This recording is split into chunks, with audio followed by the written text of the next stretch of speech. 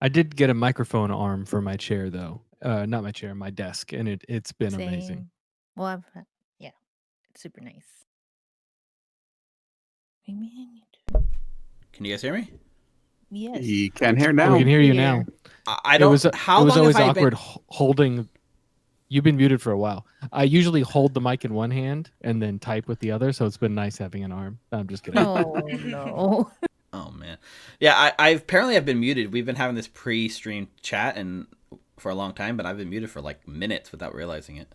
Nice. You're like, why is no one responding to me? They're such dicks tonight. I'm gonna kill all of them. I wasn't really saying anything important, so I didn't even notice. But I was like, okay, guys, we're gonna go live. Is everyone ready? And then like I didn't hear anyone say anything, and I was like, oh, all right, I'm going. Not live. ready. Well, we're live Can I now. try something? What's that? Can I try something real quick? This Let's mic try says something. it has like a clip guard on it, so I'm gonna yell. Let me All know right, if it works. viewers at home. Oh wait, prepared. what? We're streaming already? We're streaming. We're live. Yeah. Oh hi. Let's do it live. Give it a live done. stream test. Go for it. I'm glad I got out all the racist stuff before the chat. Wow. Oh god. Oh no. We're gonna get canceled. Yeah, we Oh, got boy. canceled already. So, hello, my name is DM Steve. Welcome to Pathfinder 2nd Edition Beginner's Box. With me are the Otari 2600s. Rick, Brianna, Jordan, and Nina. Say hi, guys. Hi Hi, guys. guys. Every time. Yeah, in case you haven't checked out either our stream or our videos on YouTube, depending on where you're catching us, we are a group of 5th edition veterans who are dipping our toes into the world of Pathfinder 2nd Edition, this big, scary, monstrous beast known as Pathfinder. And so far, I mean, we've been having a lot of fun, wouldn't you say, guys? Yes. Oh Mhm. totally. I'd say yes. I have noticed it's been affecting my Dungeons and Dragons DMing because I constantly mentally apply the 3-action economy system to 5e, and when people do stuff that's not allowed in Pathfinder, my immediate response is to call them out for cheating, and then I have to rein it in. So it's pretty fun system, I guess. I don't know. For me personally, I look forward to Wednesday nights because it's just seeing something new. It still has that exciting thing. 5e, I feel like we've seen it all, we've done it all. You know what I mean? Yep, I hear you.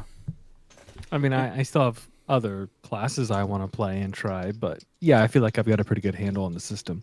Oh yeah, that mythic thing called playing Dungeons and Dragons and not just running it. Yep. Yeah, that is the thing.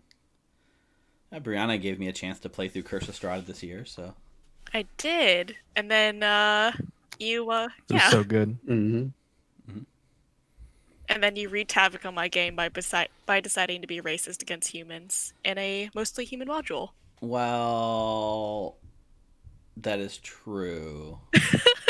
That all is kind of good. true. I didn't really think about that logistically because we were just making characters from Exandria and we made characters from the Kryn dynasty, and I was like, yeah, I'm gonna be an orc. I don't like humans. I don't, none of us are humans, right? So I'm just gonna be like kind of anti-human. And then the reality set in, which is like the whole module is human centric, and it was a bigger part of that character than I intended it to be when I made the character. Oh, it was really funny. Yeah, a Goliath was always having to be like, "All right, you need to calm The voice of down. reason. Please, we need to talk to these people. Stop trying to kill everybody." Well, justice was served when I got reincarnated as a human. Oh, That it was is so correct. good. It was so Yeah. good. Yeah, and then I think I grew. My heart grew 3 sizes that day. That's very dangerous. Yeah.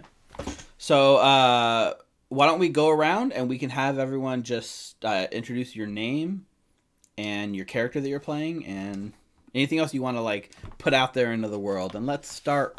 I'm gonna start in the bottom corner here. Let's do Nina first. Hello, my name is Nina. I am currently playing Valerie. She's a level 2 fighter, super buff lady, just wants to hit things. And I try to do my best with an English accent on her. Very, very cool. Okay, let's do Rick next. Hi, my name is Rick. I'm playing the Whisper Elf, Halresian. He is a level 2 rogue. And I forget, are you doing an accent? I am doing a Okay. terrible accent. Oh, that's right, like the sort of like Creole Francois. French kind of thing. Yeah. On God. All right, let's do Brianna next.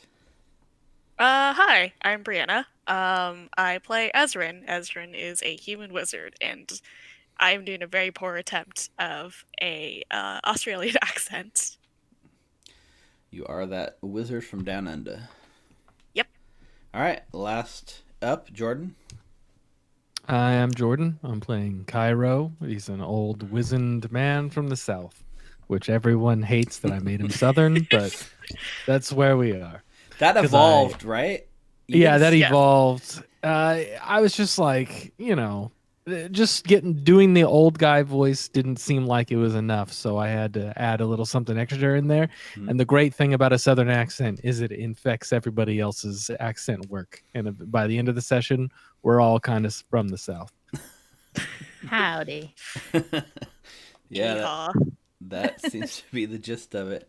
All right, and I am Steve, The DM.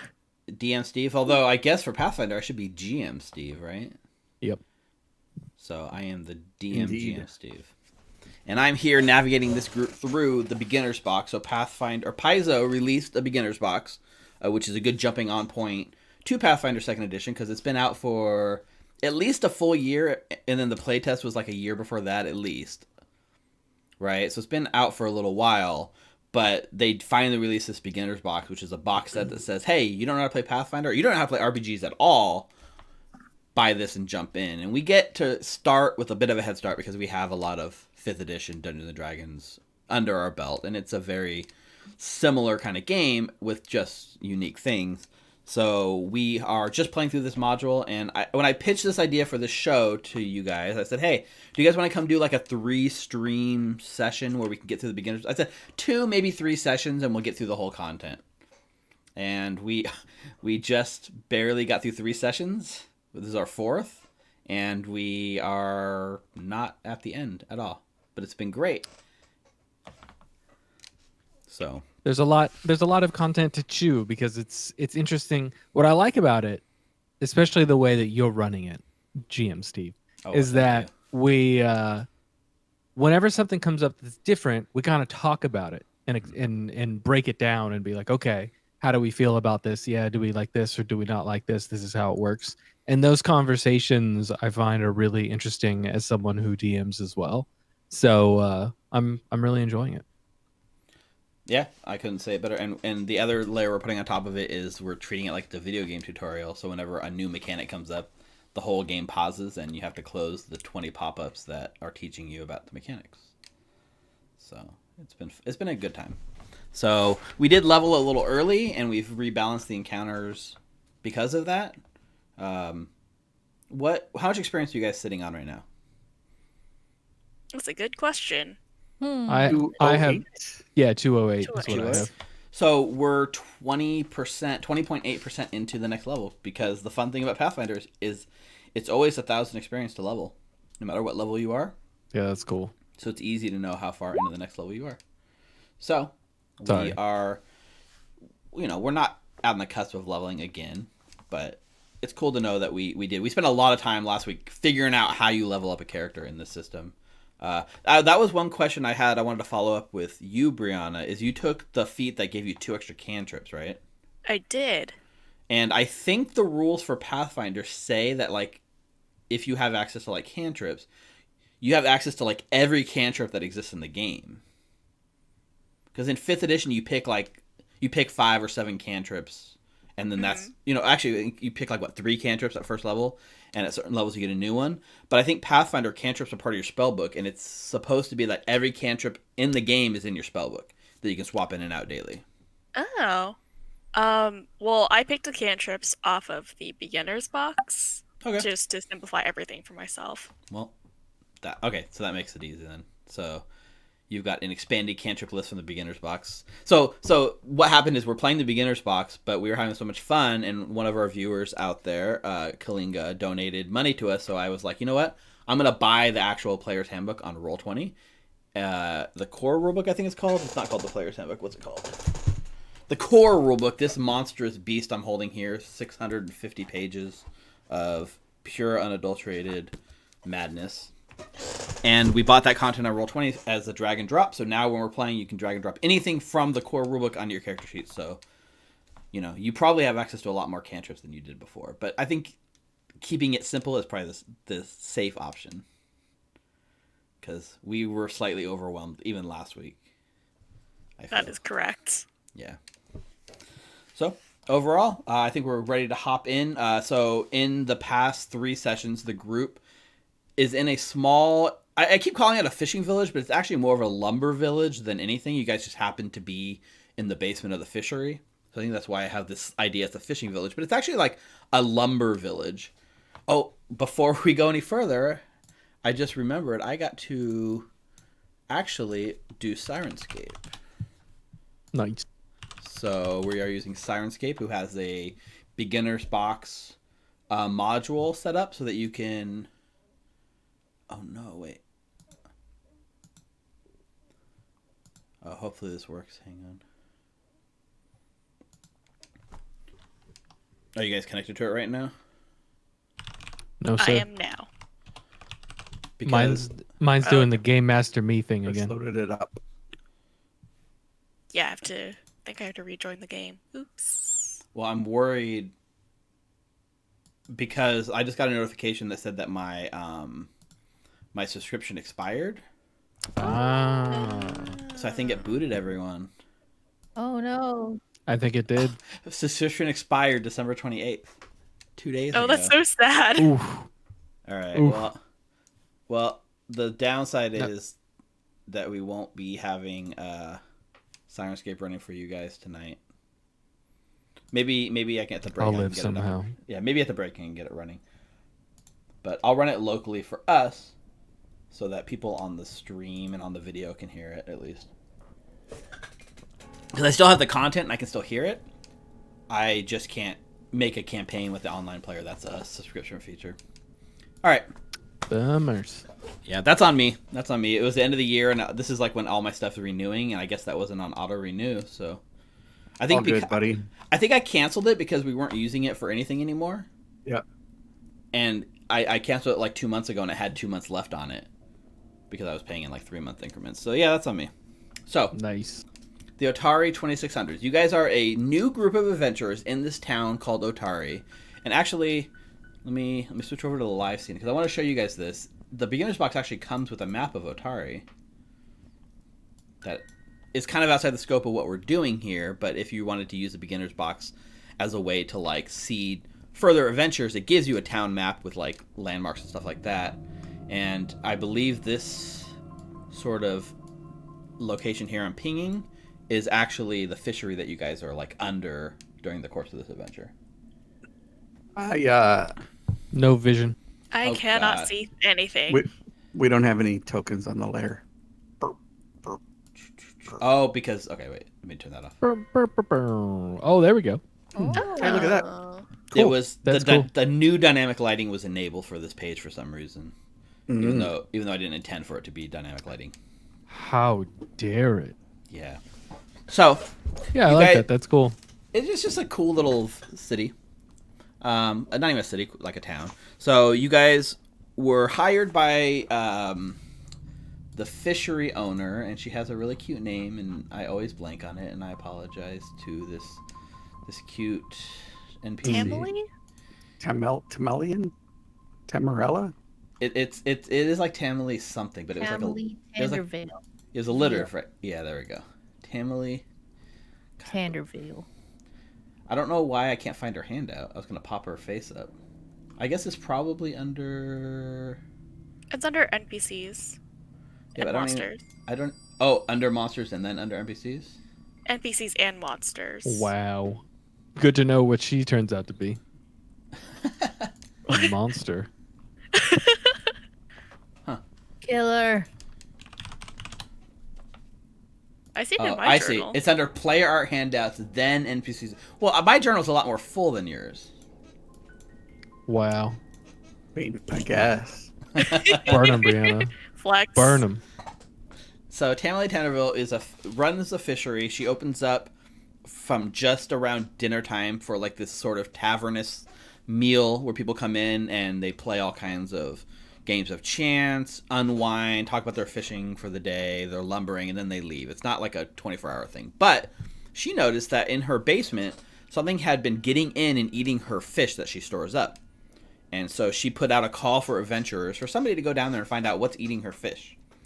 That's where your group came in, because you guys are fledgling wannabe adventurers getting your first big break and your first shot to prove yourselves. So we've been clearing out this small cavernous space, and we've encountered kobolds, these little scaly lizard-like creatures that you found specifically wish fish like on them. And even though there's been some other slight encounters, like the recurring nemesis of your adventure tend to be these kobolds. You guys cleared the whole first level of the dungeon, including a couple of kobolds that were guarding a staircase down, that were trying to hold the line so that you guys would not get to the boss, because they were talking and saying, don't let them near the boss. You easily cleared out that group. Went back to town for a good night's rest. Tamale gave you guys a healing potion for doing good so far, and asked for you to continue on, because so far you've not found anything that shows like what the main source of the fish is. Like you know these kobolds have it. You know there's like a more of them down below. So you guys decide to come back, get a full rest before you head back to do more adventuring. From where? From down under. Oh God, yeah, the Menace Down Under, Otari. That'll be our new. I don't like any of this. Maybe every single kobold has to be Australian from now on. Oh God. I don't think I could do it. Brianna, That's you're okay. gonna have to Neither can I. you have to do all the kobold voices for us. Oh God. Okay, so when we last left, you guys had come back to town. I told you guys you could buy any sort of supplies you needed to. I did look up the rules for like how shopping and stuff works, and so like items have like levels. So like it'll say like item 1, item 2, stuff like that. And the way it works in Pathfinder is like towns have levels. So if you're like in a level 3 town, you can find any equipment that's like level 3 or lower for purchase. So that's the way they kind of like give towns, like if you want to buy like a powerful magic item, you got to travel to like another town and find a town that's big enough to support what you want to purchase. But pretty much all the normal adventuring gear you guys would need would be available here in Otari. So did anyone need to make any purchases? And if so, go ahead and just deduct the cost of the item from the gold and treasure you've earned. And that is fine by me. But if there's anything cool you bought, I want to hear it, because it's cool to hear what you guys are buying. I don't Nothing? think we bought anything. No one felt they need anything? Okay, that's fine by me. I forgot that we could do that. Oh, okay. Well, you could, but you know, this beginner's box, you're probably geared enough for what you need. So, we just fast forward back to our characters in the dungeon. I think we're currently eating fish. You are, yeah. We left, like, we kind of faded to black as you guys were eating fish and going to bed for the night. But do we want to come back and fast forward into the dungeon? Like, you know, catch you guys back in the dungeon? Or do we want to sort of open up with some roleplay as you guys wake up the next day to go back down? You guys tell me what you guys are looking for. I feel well rested and ready to kill some more kobolds. Well, now How about let's you? have a reason with them. Alright.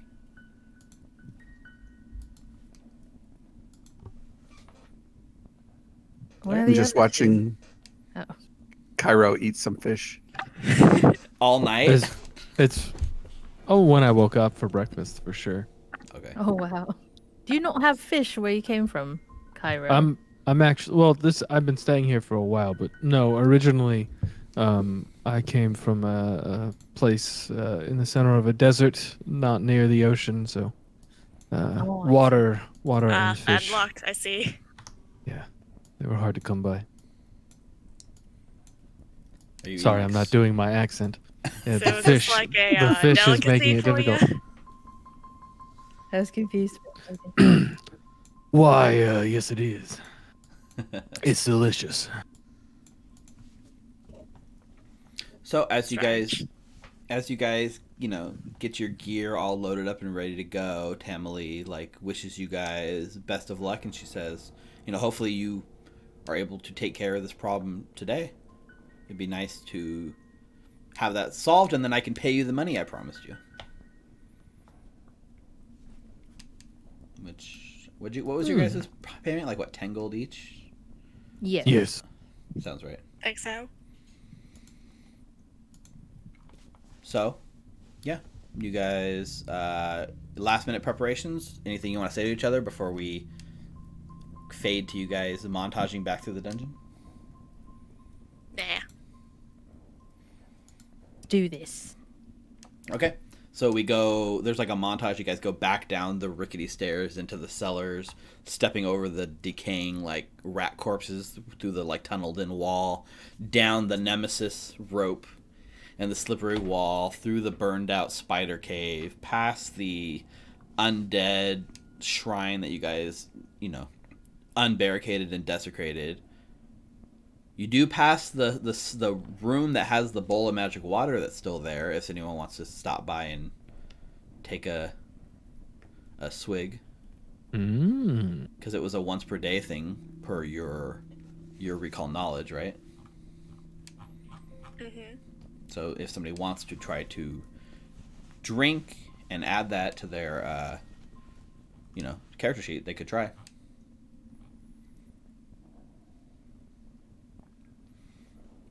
I think all the eyes probably look at you, Valerie, since you did it last time. My gosh, my mic was muted. So Okay. I was talking the whole time. Yes, if I'd have a go at it once again. Okay. Hoping I still have the same luck as Okay. before. Yeah. Was that a will save? Yeah, so you guys stop by, you throw up the grappling hook, you crawl up the room, the ancient window creaks open, there's the mold and rot stained chamber.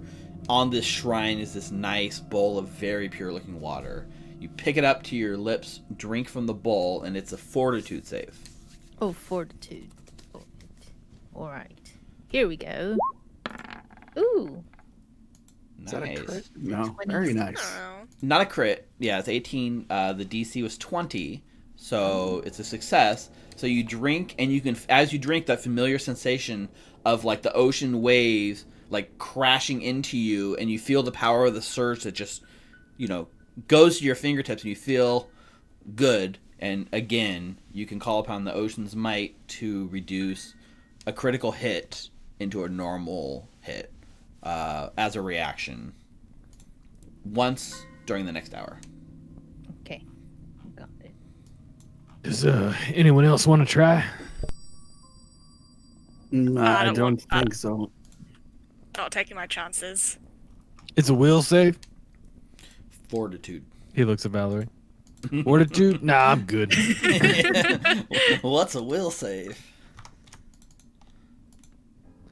I apologize. My training with Saren Ray has given me knowledge of the metaphysical and fourth wall. Feel the tides running in me. Right. That's a little bit too TMI. But let's continue to the second level. Yeah, so we come back to the end of the first level. So we go back down from there past the locked up cage where you met the kobolds and tried to bargain with them only to be attacked.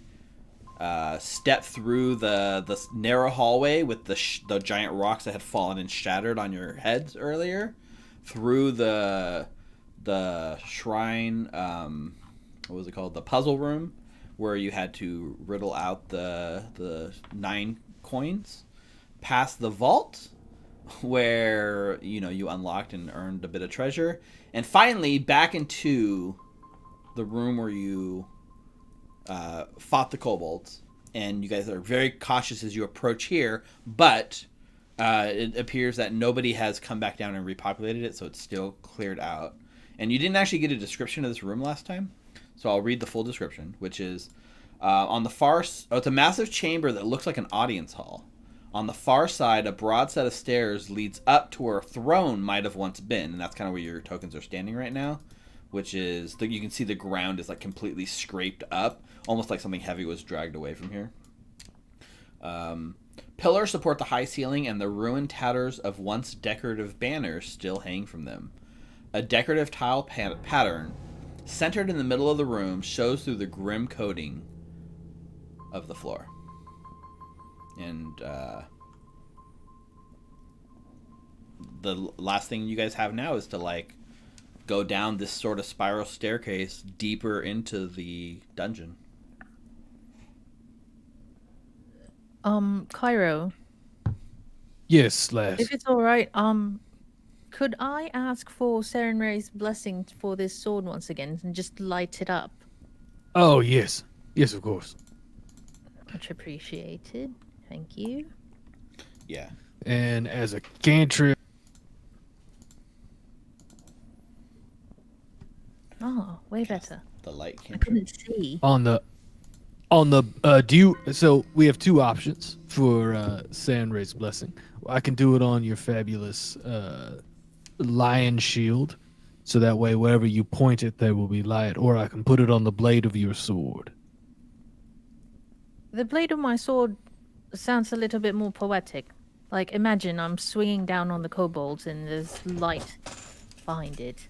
Yeah, no, Lass, a lightsaber's dope, and he casts Yeah. light on your sword, on the So blade. it's more aesthetically pleasing. Of course. It also looks sick as fuck. Yes. Yep. So you're now lighting the way again, and Ezrin, you still have the ever burning torch you guys found, Yes, I do. and you have that out in one of your hands. Hmm. Okay. So yeah, I have your token and Valerie's token should both have light coming off it now. Yeah. Okay. And you're standing here ready to descend. But like, do you guys like? If we want to, we can cut back to like exploration phase. You guys can tell me what your characters are doing and like kind of your order as you go down the staircase. Maybe take the front. Should be me. I can spot for traps, and I can be very quiet. And I'm going to be sneaking Okay. or whatever it is. Sneaking or scouting? Scouting? Scouting is the one where you kind of go ahead of the group, but you can give your group +1 on their next initiative. Whereas sneaking is like more like avoiding being seen, and then you'll be able to start next combat with a stealth roll instead of a perception roll. Well, considering they have bright lights out, I would just scout. Okay. So I'll be scouting Scouting. and use my trap spotter ability to find the traps. So because you have trap spotter, you're always looking for traps, even when you're not making that your sole purpose, which is cool. Yep. Okay, so you will do the scouting exploration action, and the other three. I will be putting my shield up. Okay. So Valerie will do the raising the shield action. Is it what's it called? Is it just called putting your Or shield up? defend. I think it's defend. Defend. Okay. Yeah. And then I'll be behind Hal. okay. Cairo. I can't remember if I was good at investigating or not. Let me check my sheet. Let me check my report card when I graduated the university 35 years ago. Oh, there's a reason why he's so late, but it's tragic, and I don't want to go into it for the start of the stream. No, I am terrible at investigating things. I will be casting detect magic. Okay, so you're just looking for the presence of magic. Yes, sir. And Ezrin? I guess I will be doing the investigating. Okay. So That's a concentration. You move at half speed and use recall knowledge to discover clues about various things you see as you journey along. got it. Okay. GM determines whichever skill is relevant. Right. Okay, so if we come across anything that's relevant, I will have you definitely roll on that. Now, for the scouting action, is there any rules about it, or is it just a straight up you'll get +1 no matter what? Let's see. Hero's Handbook. For scouting, you scout outside the group, moving at half speed while you look for danger. At the start of the next encounter, everyone in your party gains a +1 circumstance bonus to their initiative roll. There is no roll. It's just automatic. Okay, very cool. So that's because that's your action. Yep. So that is our thing. You guys are very cautiously like going down the staircase, ready to move into the dungeon, and I will. And good. Rick, you're just always looking for traps. That's the thing your character does. Yeah, it's called the trap spotter feat. That's amazing. Okay, cool. Yeah, because otherwise you'd need to make that be one of your exploration actions, but it's something you just do. That's so cool. Yeah, all the time. You're just constantly like on the alert for traps. So cool. Okay. So the stairs descend to level 2 of the dungeon. Let me move you guys down here. You guys can all see? Level 2. Yeah. Okay. So the stairs spiral. We come down the stairs. Go ahead. No, go ahead. I was just gonna say because Rick was doing it. Like we just come down the stairs. We're like level 2. We're talking about that we're level 2 and we're going down to level 2 and we lose any sense of stealth. Well, we didn't actively take a stealth check, so it kind of works. Oh, that's true. Yeah.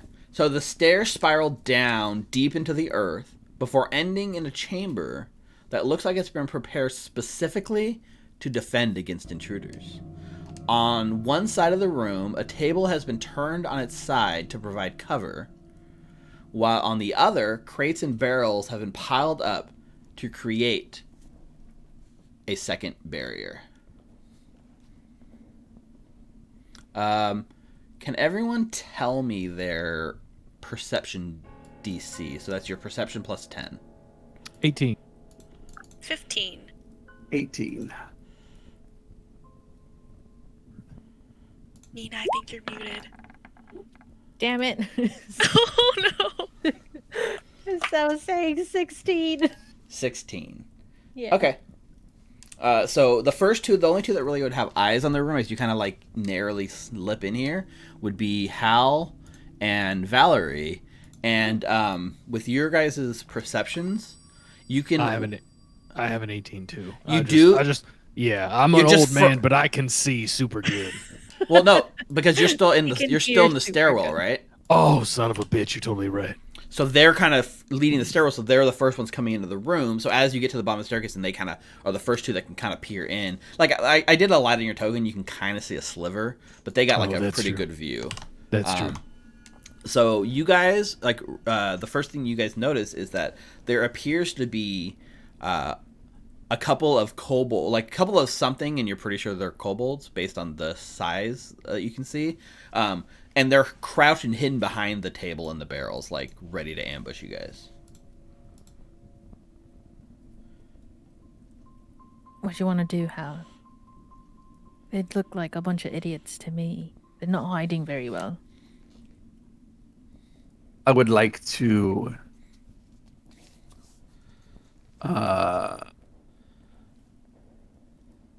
like I'm gonna slip into the room. Yeah, that's fine. Like, they are obviously very aware of you guys, too. Like, you're definitely not hidden from them.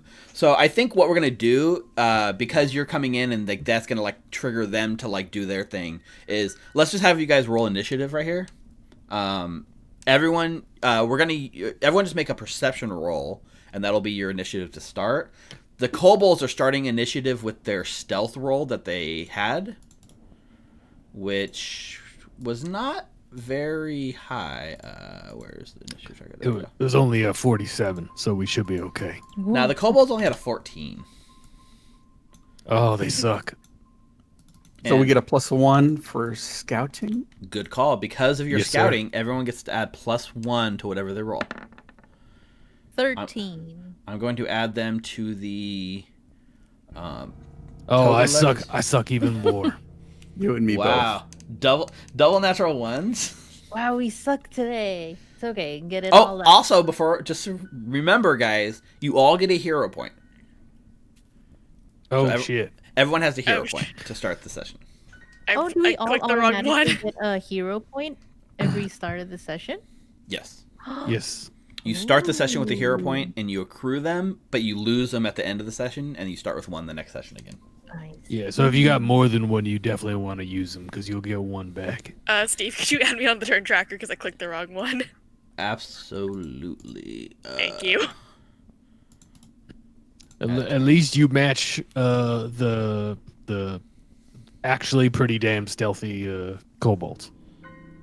Yeah. Small comfits, I guess. You're like pretty sure you're like maybe what happens is they're hiding and you're like very obvious that they're there, but then what they've done is they've made like fake kobolds like stuffed in the space to like like make it super obvious, so you guys are sneaking up on the stuffed ones and the real ones are gonna pop out and get you guys.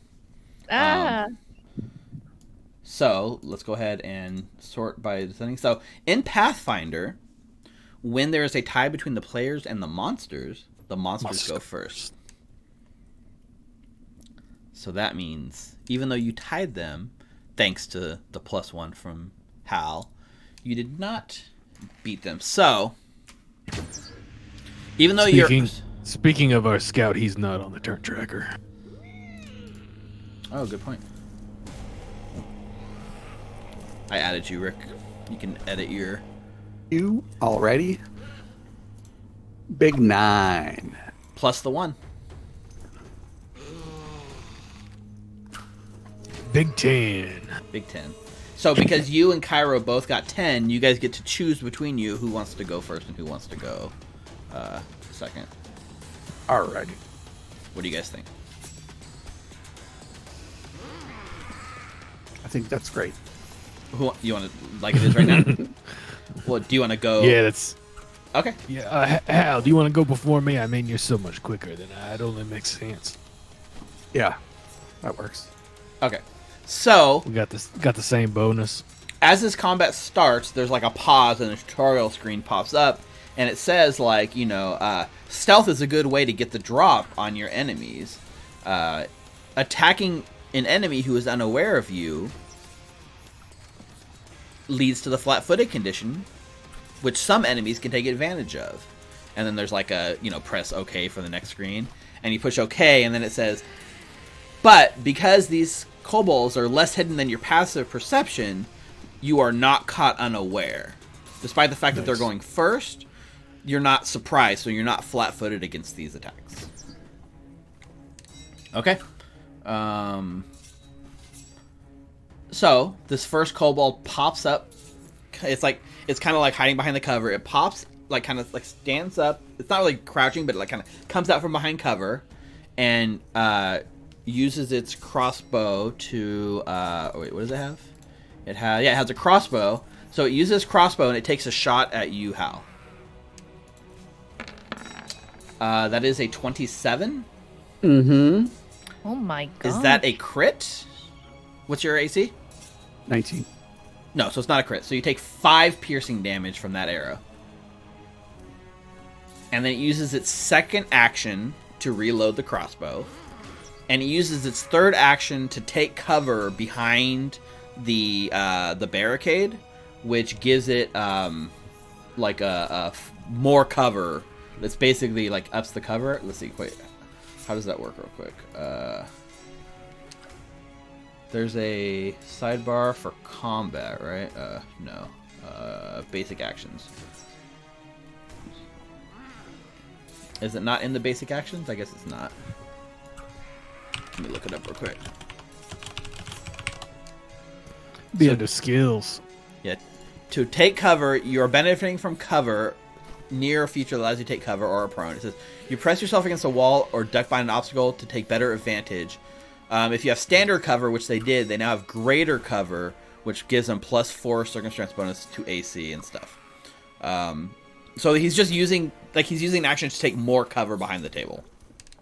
If you were to, like, for instance, walk around the table, he would lose that cover, right? But any sort of ranged attack against him through the table is going to have that. Okay, so that's the first one. And then the second and third one are going to do the same thing. There's 3 of them. So the second one pops up. Crossbow attack. That is a 19, which was just enough to hit you. Okay, so that's 4 piercing damage. And then the same thing, second action, reload. Third action, take cover. And the last one is a 14. And then he does the take action. Actually, this one is probably just out of view, but it's fine. So he misses, and he does shot, reload, take cover behind the barrels. So they all have +4 circumstance AC against these sort of ranged attacks. All right, up next is Ezrin. From the back of the pack. Is terrified, doesn't know what's going on, and will hold. She'll just hold. You can delay. Don't forget, in Pathfinder, you can delay your turn. Yeah, I'm gonna delay. So she goes after Cairo. Yeah. So at any time, so when you delay after anyone else's turn, you can say, "I'm going to jump in now." So you don't have to. It's not like a reaction where you got to specify it ahead of time. You can just say, "I'm going to hold my turn," and you let me know when you want to pop in. Will do. I will hold my turn, and I will sit. I will tell you that I want to pop in after Cairo. Yeah, that's fine. So you're going to go last, anyways, right? Yes. Yeah. So I'm gonna. Your initiative changes to match them permanently, and then. Okay, that means Valerie's next. All right, I am going to yell out that I could see one on the left. I saw that like hide behind the table, right? Yeah, you know exactly where he is. He just has cover from you, right? All right, so there's one on my left, and then another one on the very far right. There was like 2 arrows, 2 bolts that flew in from the right side of the room, and one from the one you completely saw. Yeah. All right, and then I'll go check on Hal really quick before looking into Cairo and tell him I'm heading in, and then I would stride, and actually I want to vault over this table right here. Okay. That way I am right at this kobold's face. Is there a skill for jumping over stuff? That's the interesting question. I would imagine there is. I believe so. Yeah, there's a jump, high jump, shove, swim, climb, trip. Probably jump, right? Yeah, maybe. But like you're like not really jumping. You're more like you said. You're kind of vaulting over the table, right? Like climbing over the table. Yeah, I'm a parkour. Hardcore Parkour. And then on my way down, I want to be slashing this kobold. Interesting. I'm trying to see if there's like a skill. It seems like that should be a skill, right?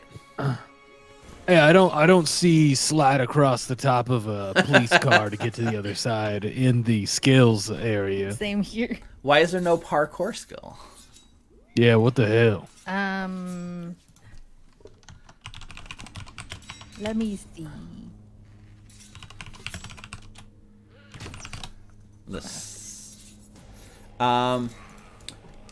Like, would we rule it as just part of the stride action? You are kind of like climbing up on the top of a table. How tall is the table? It's over on its side, right? So how wide is the table? It's probably about like 3 feet tall. It's not that tall, right? All right, then aren't you like? I think as part of your Valerie. Yeah, I think as part of your stride, and I'm not going to make you well. Okay, so where you are, right, that square that you moved to, that would mean that you're, like, literally standing on top of the table, like, on its side, like, balancing on it. So if you wanted to move further so you're not on the square, you know what I mean? Yeah, she's got enough movement. She can not stop there. Yeah, what's your stride speed? 25. So, yeah, you'd be able to, like, go around the table. Like, I think because you have enough movement and because it's not a thing, I will allow you to do that sort of vault thing as part of your stride. Okay. And go ahead and stay in that square, and we'll just say you kind of go over the cover and like land between the table and the kobold that's kind of pressed against it, right? And he like his eyes go in shock because, you know, you kind of came out of nowhere, and that was your first action. Yes, and I would like to take a swing at him with my longsword. Hello, I greet it. Ah! Well, 21. 21 will hit. Alright, that's 10 damage. It's not a crit, so 10 points of damage. You hurt the crap out of this thing. Alright, and for my last action, I'm going to raise my shield. Okay. That's Very the cool. end of my turn. All right, Hal.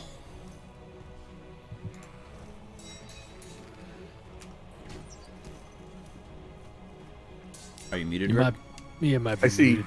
Valerie jump over me and then jump over the table and slice down at a kobold. I will move in and get here. Okay. Stride. I will stride there, Okay. and I will take an attack. Okay. Yep. So if one extra stride, second. What are you holding like? You're like dual wielding weapons, or what are you doing? No, I just have my rapier out. Okay. Okay.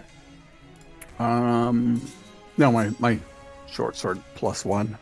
Oh right, the one you found in the crates. Yep, Okay. and I will shoot. You are flanking him, so he is flat-footed against you. 14. 14, unfortunately, misses. He scurries That out of would the be- way just a little bit. 16 if he's flat-footed. Yes, it still misses. Like it's All not. You don't get a right. 16. It's like it's the same difference, right? But he loses 2 to his AC, so your 14 does not beat his modified flat-footed AC. Yeah, compared to like the ones you were fighting before, this one seems a little tougher. Then I Gotcha. will. I will use mobility to take the stride action, but move at half speed. 5, 10, 15, 15. And I won't take an attack of opportunity. Okay. Here we go. Is that a class feature or like a feat you took? Feet, class feet. That was your level 2 feat. Yep, So you can move half your speed and not trigger opportunity attacks. correct. Cool. All right, Kyra. And that's Oh, everything. sorry. Yeah. Thanks. Okay. Kyra. Gyro comes in.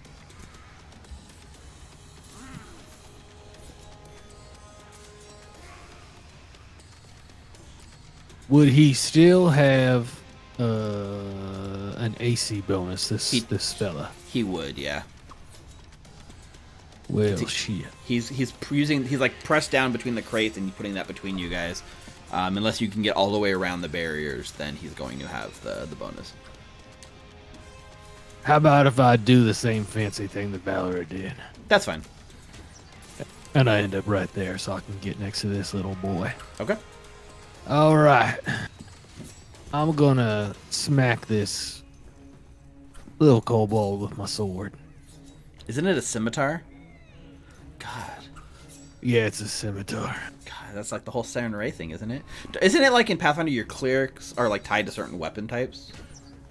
I think so. Yeah, I got the proficiency with the scimitar because of my Okay. faith. In 11, And is I going to rolled miss. shitty.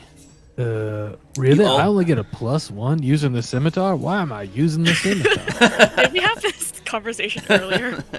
Yeah, we have this every week, and I don't remember it. I think Every I get night- a better bonus with my fist. Yeah, I'm Every not night you go actually to doing bed. this, I just and want to s- see this. And Siren Ray's like use the scimitar. It's so awesome. Yeah, I have you the would same bonus with my fist. Oh my gosh. less damage. Oh my god. Less damage, but I have the same bonus. That's so dumb. That can't be right, but okay. Because I need to look at that because I'm trained with it. I don't know why I only have that's a a good +1. Is it question. tied to strength? Because I'm definitely trained with it. That does seem weird. So yeah, that is wrong. It says untrained. Yeah. So you are what, trained? I have to be. You would. I'll do this research after the fight. Okay. Yeah, it says Yeah, you should it be went trained. from, You should be trained in scimitar. Okay, so I changed it. It goes up to +5 instead of +1, right? Yeah, it goes up to a 5. So it would have that'd be a been 15. No, it still wouldn't. Still it wouldn't have misses. been enough. Yeah, it doesn't matter. But Okay, that is well, definitely a fix good catch don't that that's care. wrong. So it would be interesting if you're playing this at home. Check and make sure your character sheet is right for the Yeah, cleric. that was weird. I don't know why it was. It shouldn't have been like that. That explains why I missed so much earlier too. All right. And then noticing that I'm surrounded, use my last to raise up my shield. Okay. So you are also raising your shield. You and Valerie both. Thank you. And then I yelled down the hallway with a free action. I say, Ezrin dear, there's 3 of them in here, 2 to your right, and 1 in between Val and I. Thank you. All right, you've delayed your turn Yes. to the end of initiative. It's your turn, Ezrin. Yep, because somehow I keep on going first. All right. First up is going to be striding. I'm going to move right here, and then does this kobold have cover technically? Yeah, each one of the they literally took the take cover action, so they are all very covered by the things. A helpful tooltip comes up right next to Cairo's head, and it says, just so you know, a cover bonus is only +2. So Well, cover bonus is +2, but when you do take cover as an action, it actually bumps up to +4. It's greater cover. Whoa. So you take cover, you press yourself against a wall or duck behind an obstacle to take better advantage of cover. If you would have standard cover, which they would have, they instead gain greater cover, which they took. So they used the whole action to get better cover from you guys. what's that under athletics? What's that? under? It's just a basic, like a general skill. Let me see. I don't know if it's in the beginner's box, but it's under basic actions. Oh, so nice that the GM can use things not in the beginner box, but We bought the all right. core rulebook. What are you talking about? Good to know. All right. Well, It might be in the beginner's box. I didn't look. screw it. Let's just do a good old acid splash on this kobold in between Val and Cairo. Okay. So what does Acid Splash do? Is it an attack Acid roll? splash. Yes. Okay. Then go ahead and make the attack roll. 13 to hit, which I think misses. It just like burns a hole right in the middle of the table, like hits the thing, and then you hear you can smell the burning of the wood as the acid begins to eat away at it. Ah, shite. How much damage? It was 4 damage. Yeah. I think it's not enough damage to like eat away at the table completely, but you do a bunch of damage to the cover. Nice. Yeah, it's under encounter mode. The take cover. In the beginner's box? I have no idea, sir. I Oh. just looked it up. Got it. Yeah. Got it. Okay. So that was all 3 actions, right? Ezrin? Yes, that is correct. Okay, so that's your turn. It's from the core rulebook, sir. Got it. Yes, I did use the core rulebook. That is true. Okay, so this one you guys have like barreled down on him, and he's like surrounded. So he, I think he's going to. Let's see. He's going to use. So he has an action called.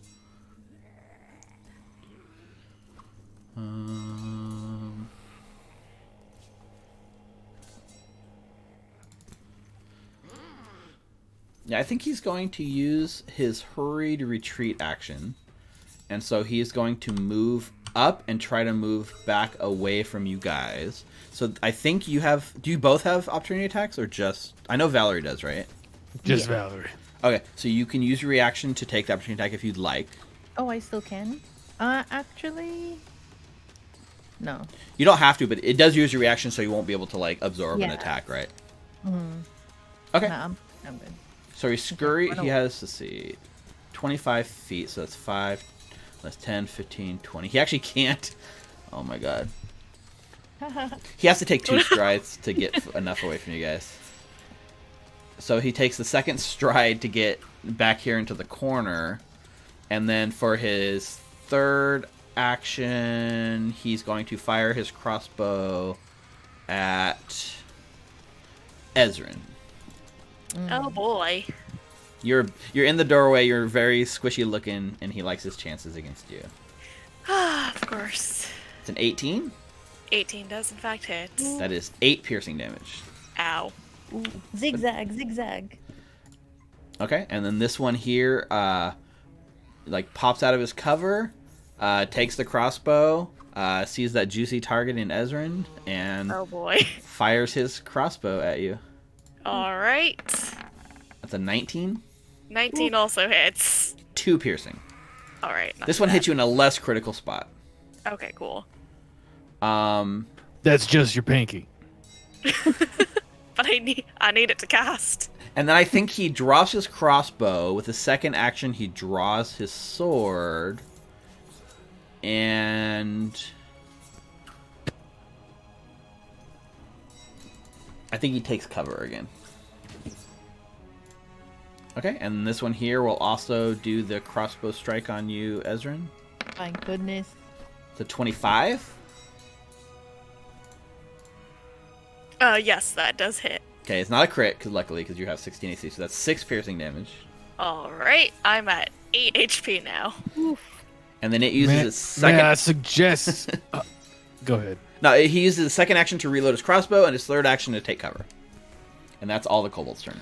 May I please suggest that all the squishies stay in the hallway? And by squishy, I don't mean that you're not, strong individuals. Just you don't have shields, and they have crossbows. Please, thank you. There's also cover. You could take cover behind the table, the same as they are, right? Yeah. Well, Okay. she's acided it, so True. But it's still standing. It's not destroyed yet. A little bit more damage will be Nice. enough. All right, Valerie.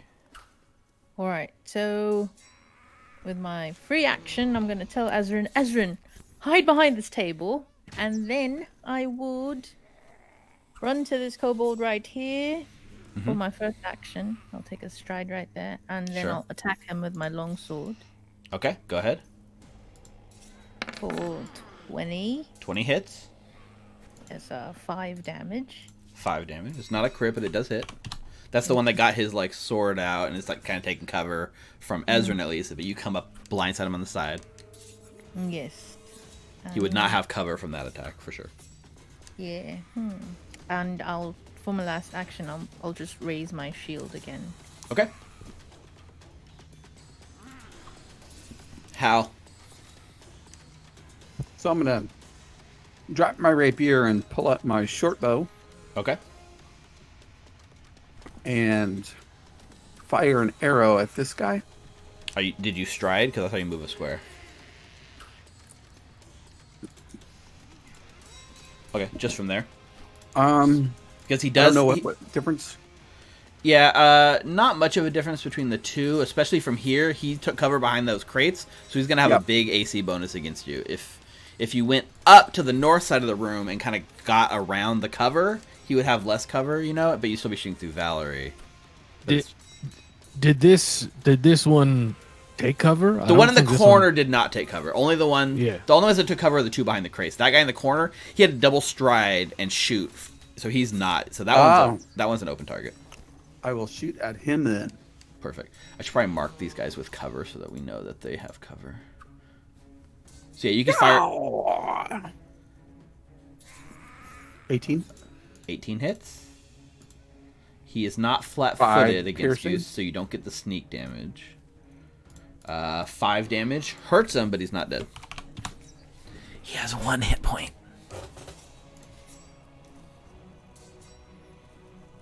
So that was one action. I will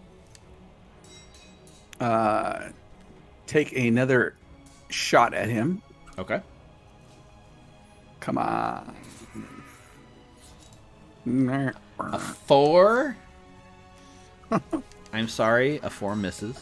That's so great. It was a 5 plus 4 minus 5. Mm-hmm. Just have one more action. Well, I took out my bow. Oh, good point. Yeah, you Yep. drew your bow. Yep. Okay, so that's your turn. That's it. Mhm. All right, Cairo. Gyro's gonna move over. Get in front of Ezrin. Okay. Use battle medicine. Okay. That's one action, right? What's my bonus? Yep. That's an 8. All right. Let's roll it. You probably would have to drop your scimitar on the floor to have a free hand, right? Yeah. I use a free action because this is just flavor to hack it down into the table so it's sticking out of the table. Oh, wobbly. Very cool. And then So that means where's you the make a details medicine on check, right? medicine. Yeah, where is that damn thing? Sorry, I'm scrolling down. Looking for the DC. I think it's 15 for treat wounds. Yes, treated 15 check, DC 20. All right. To increase hit points per round. It's just about 10. Okay, here we go. Yeah, so if you critically fail, you could kill Ezrin. So Don't that's a 9 plus 8. That's a 17. That's a success. So I'll roll 2d8. 2d8.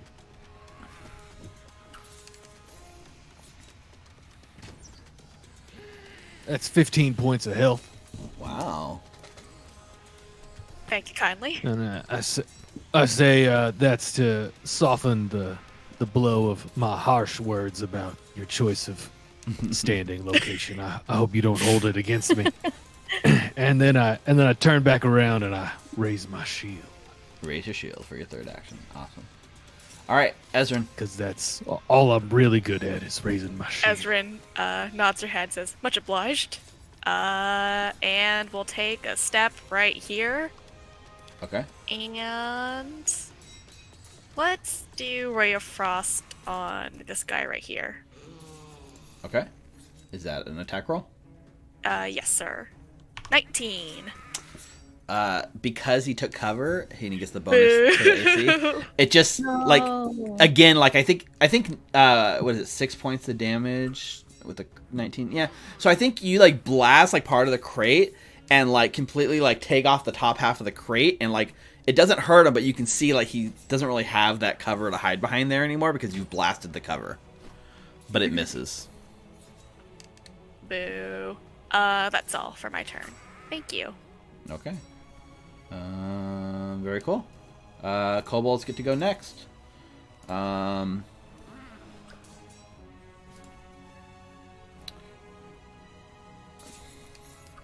Interesting. How would they do this? Kairos looking at the stairwell like, why aren't they hiding in the stairwell where they couldn't be targeted by the crossbows? I don't understand. The action companions. economy. The action economy. Well, I mean,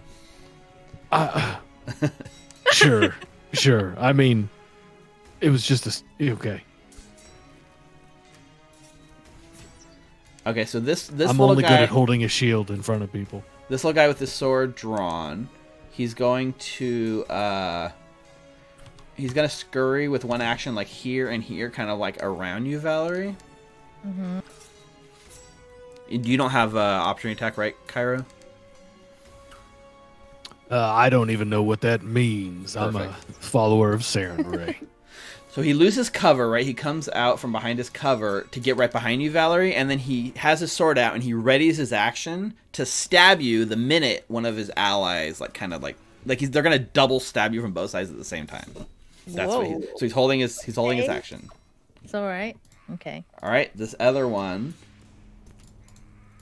scurries over he uses his move to move right next to you. I guess it would be a stride or a step, a 5-foot move. Yeah.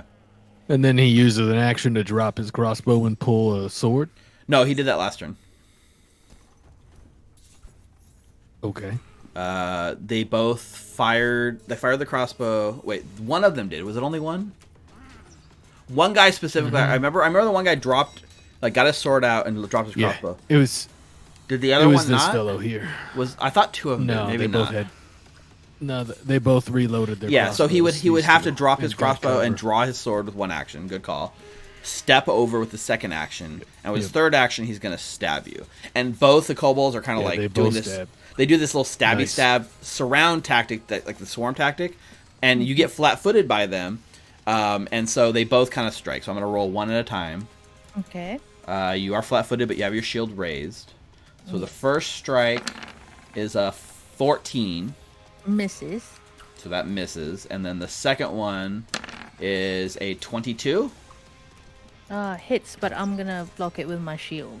Okay. So the hit does an extra bit of damage because of the flat-footed condition. So it was 5 plus 5 more sneak attack. So that's 10 total. Okay, So I your just hit shield 5. absorbs 5 of it. And then you and your shield take 5 damage. Okay.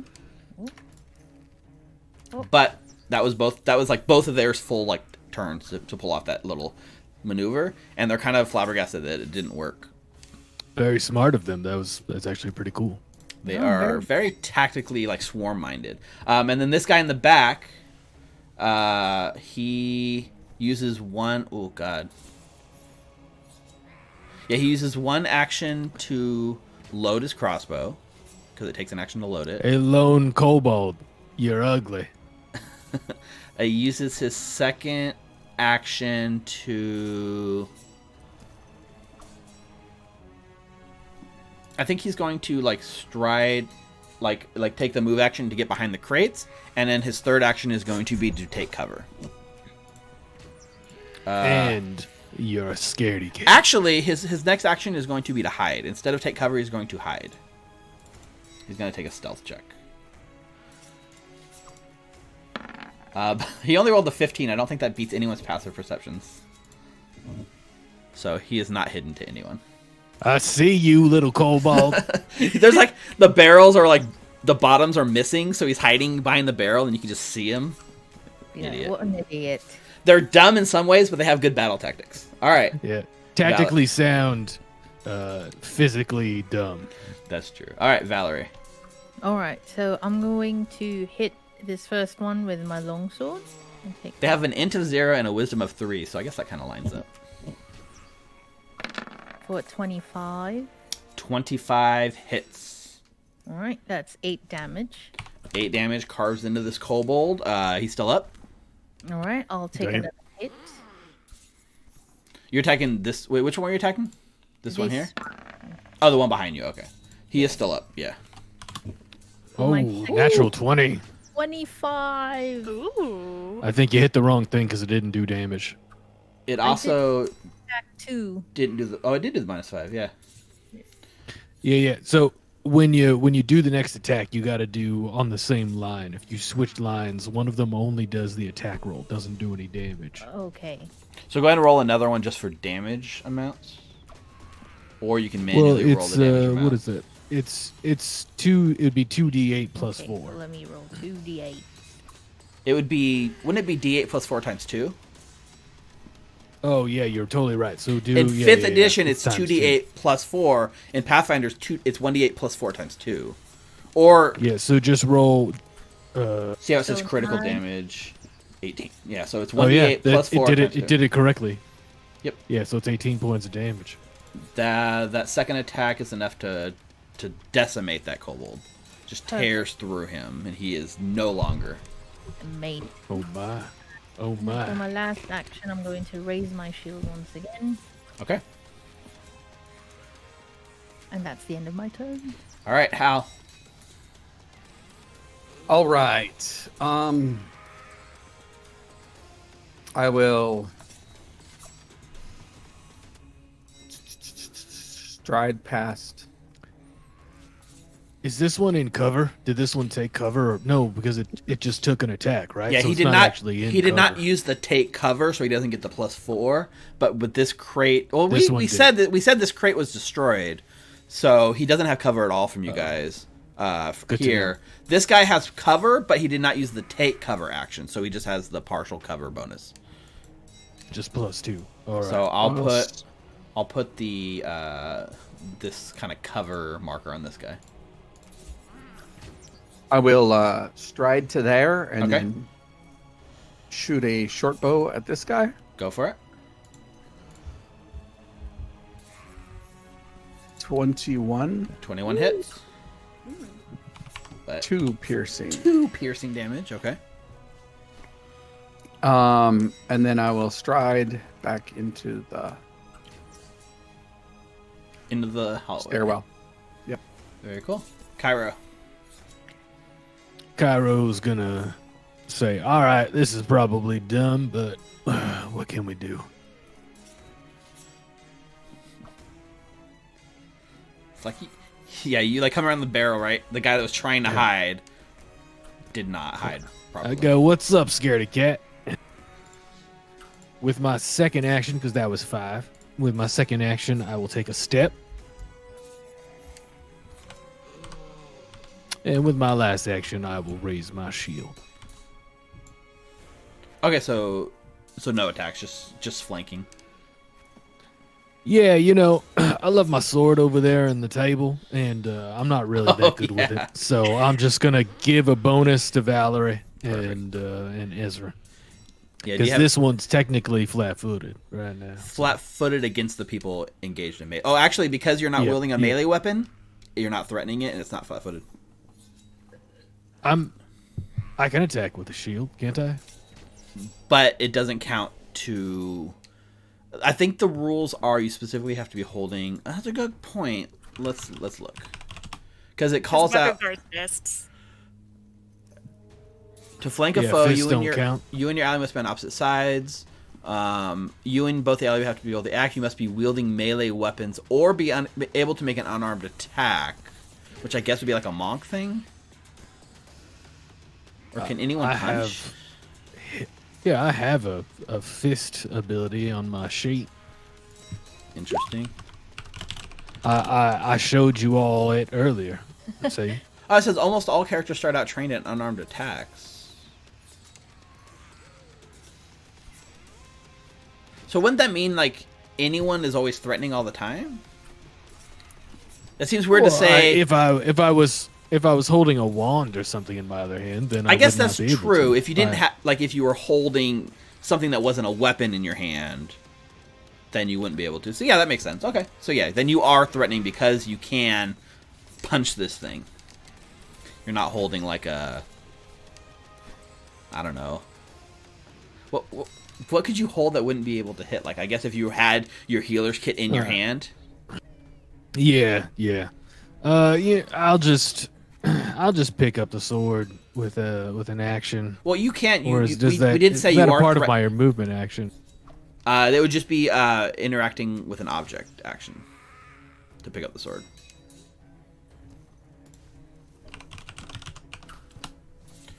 Interact, which says use your hands to manipulate an object in the terrain. You can grab an unattended or stored object, open a door, or produce a similar effect. So it would be one action to draw your sword back out of the table. All right. Your scimitar, sorry, Sarenrae. Yeah. So do you want to have your scimitar in hand, or do you want to have, razor shield, or some other combination of stuff? Let me look at something. Hey, Fuzz. Fuzz is in chat. We're trying to work out the intricacies of flat-footed condition and flanking when you're unarmed. Because in 5e, as long as you're flanking, no matter what, it's always threatening, right? But it seems like it's probably the case here too, because the calls out unarmed strikes count as part of. Yeah, it's a weird sort of thing. It seems weird to me to spell out that like flanking you have to be holding a melee weapon or be able to make an unarmed strike, and then followed up by saying all characters are basically trained in unarmed strikes. But I think you hit the nail on the head when you said your hand would have to be emptied to make that strike, right? Yes, sir. So that makes sense to me. We figured it out. So sorry, Kyra, so did you decide what your turn was going to be? Yeah, you know what? I'm gonna try something stupid. I didn't pick up my blade. Okay. I'm gonna stand here, and instead of raising my shield, Because it was one action to get right here. Yes, it was. With my second action, I'm gonna shove this idiot kobold. Okay. Now, according to shove, you push a opponent away from you. I know he's against cover, so what I'm attempting to do is knock him out of the cover. Knock him out of the cover completely. Yeah, make him stand up. Very cool. You must have a free hand, so I didn't grab my sword. I got my Right. shield one hand, free hand. And I make an athletics check against the target's fortitude DC. Fortitude DC. Okay. Fortitude is a constitution-based thing? Oh, wait. Okay, I see. Yeah, so No, he has his own thing. So Yeah, his, yeah. yeah, I see. He has a fortitude save, so his So- fortitude DC would be 10 more. So your I target have- is 15. Yeah, I have terrible athletics, so this is going to be fantastic. All right, Saren Ray, let's do this. Saren Ray was with me. That's a 19. Very cool. So from this position, I'd like to push him up here out of cover. Let's go, Saren Ray. All right, so you shove him out from behind the cover, so he kind of like stumbles out. He thinks he's hiding, right? He thinks he's camouflaged, and you kind of come up and just push him out of it, and he stumbles out of cover like against the wall, right? And he's out in the open now. There you go, you stupid kobold. And with my last action, I raise my shield. Okay. Ezrin. All right. Believe this one isn't undercover because I blew the crate off. Yeah, right now neither one's behind cover because you destroyed the cover he was hiding behind, and this one was thrown out from behind the cover by Kairos, so neither one are actually behind cover right now. All right. Let's do a Ray of Frost. On this guy in the front. That's a natural one, so that's not gonna do it. Would you like to use your hero point? Yes, I would like to use my hero 'Cause point. how many natural ones are you going to roll tonight? All right, hero point coming up. Now, we have this history of rolling lower with our hero point. I don't think it's possible in this case. Is he going to be the same or higher? Watch is gonna be the same. Don't say Gonna that. call it. Don't say that. You got 16. this. There it is. Still not going to hit, though. Still Nope. doesn't hit, unfortunately. But it was much better at not hitting. Yes, this is true. Okay, so yeah, you do that. No, you spend your hero point. It still doesn't hit. I'm sorry. Gonna use my remaining action to just slip into the hallway. Thank you, Ezrin. Appreciate it. Yep. So you Hey, Hal. Yeah. Poor Ezrin.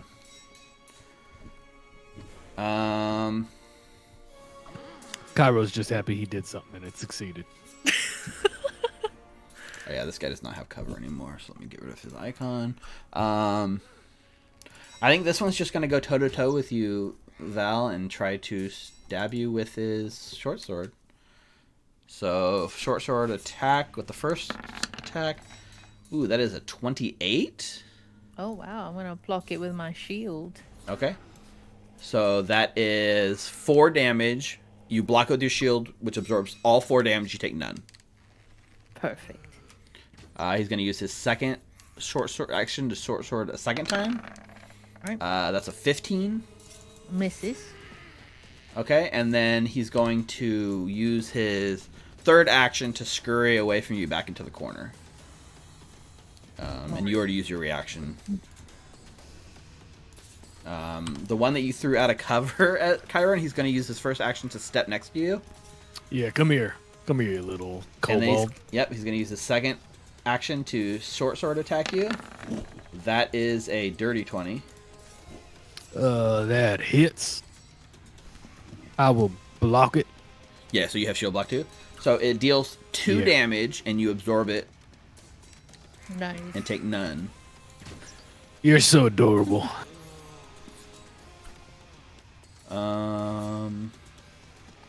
By the light of Saren Ray, you do no damage. And then I guess second attack is going to... He'll take a last action and a second attack against you. That's a 19? That does hit. Yeah, that was pretty good. It was a...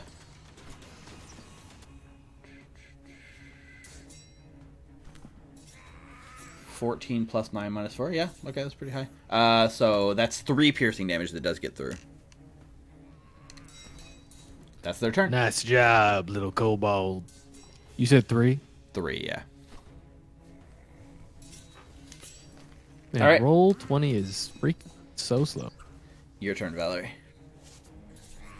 All right, so I will, for my first action, I'm going to take a stride action. Okay, And then I'll hit this one with a long sword. go for it. Stop hitting. Oh, it's 27. 27 hits, but it is not quite a crit. Oh, crap. You All still right, did max damage. Still 12 damage. Still alive, but Oh that was a my- lot of damage. Is he bleeding? If there was the concept of a bloodied thing, he would definitely be bloodied. I don't know if Pathfinder has that concept, but oh yeah, he's definitely bloodied. That's my second. Yeah. I think bloodied is the different thing. It's like an actual condition or something. Wait, let me see here. Yeah, I'll. You know what? Fuck it. I guess even I'll even in take 5th another- edition, bloodied isn't really a thing. It's just a carryover from 4th edition. So I'll just do I'll do a second attack on it. okay,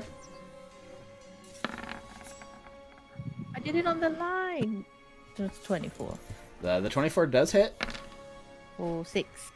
That's enough to finish him off. Oh, Very nice. that's the last of my turn. All right, Hal. All right, I will. Excuse me, Ezrin. Can I see this guy over here? You can. He's not behind will- cover or anything. Shoot him one time with my short bow, Okay. and I will roll an 8 because I'm amazing.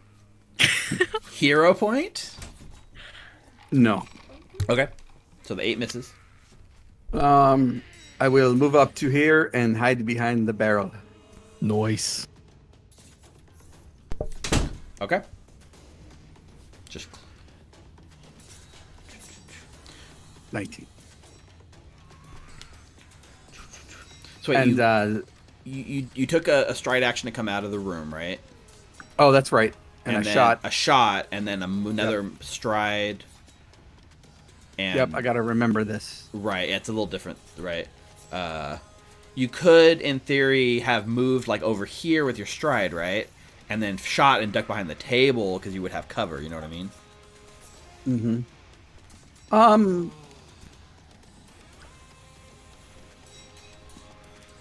I will.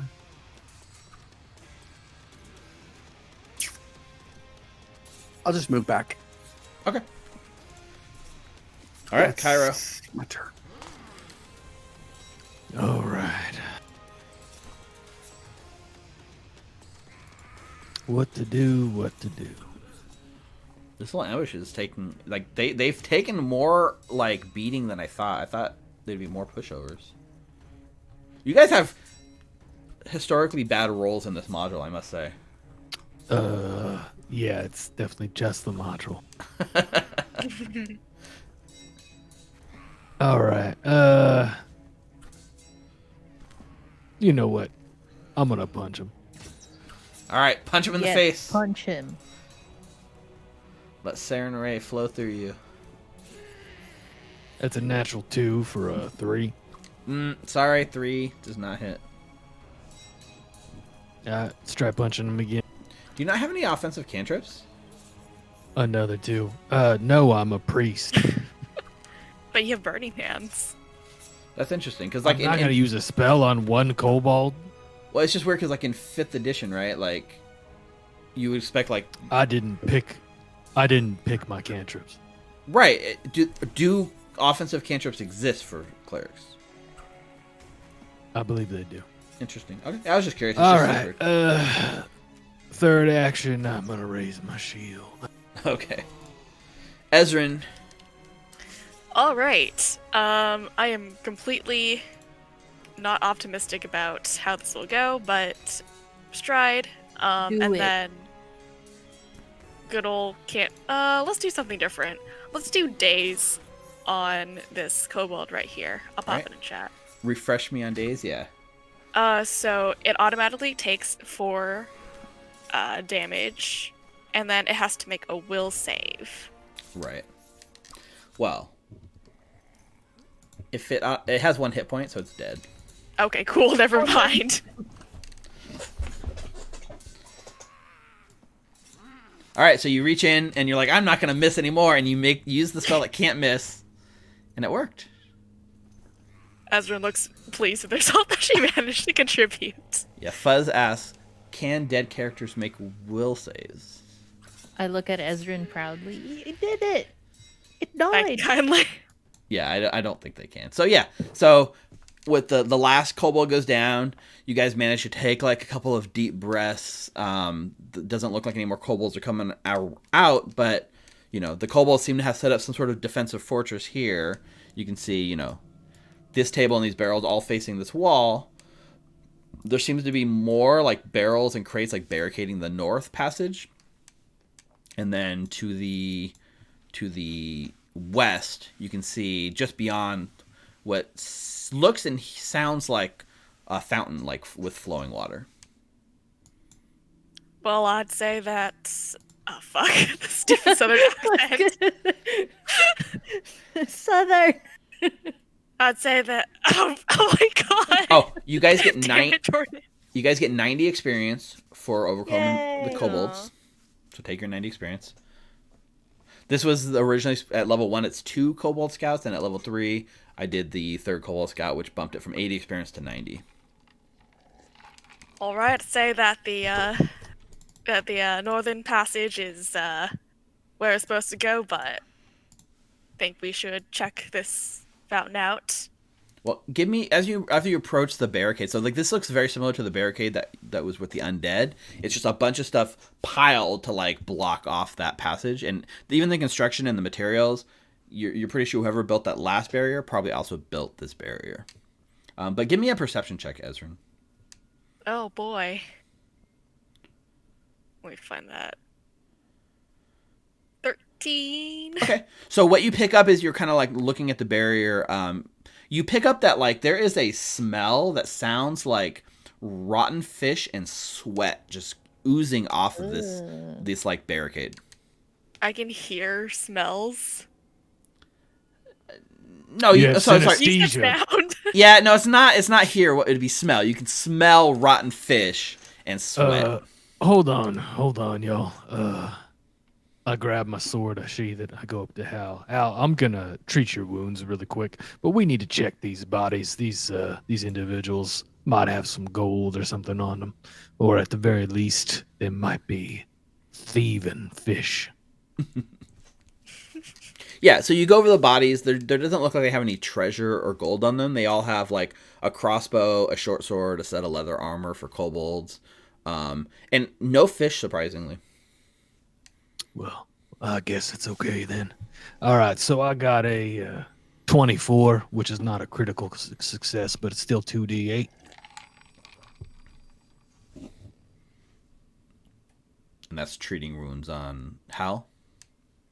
Yes, sir. I can do this again in an hour for Ezrin because I did it mid-combat. It's only once a day.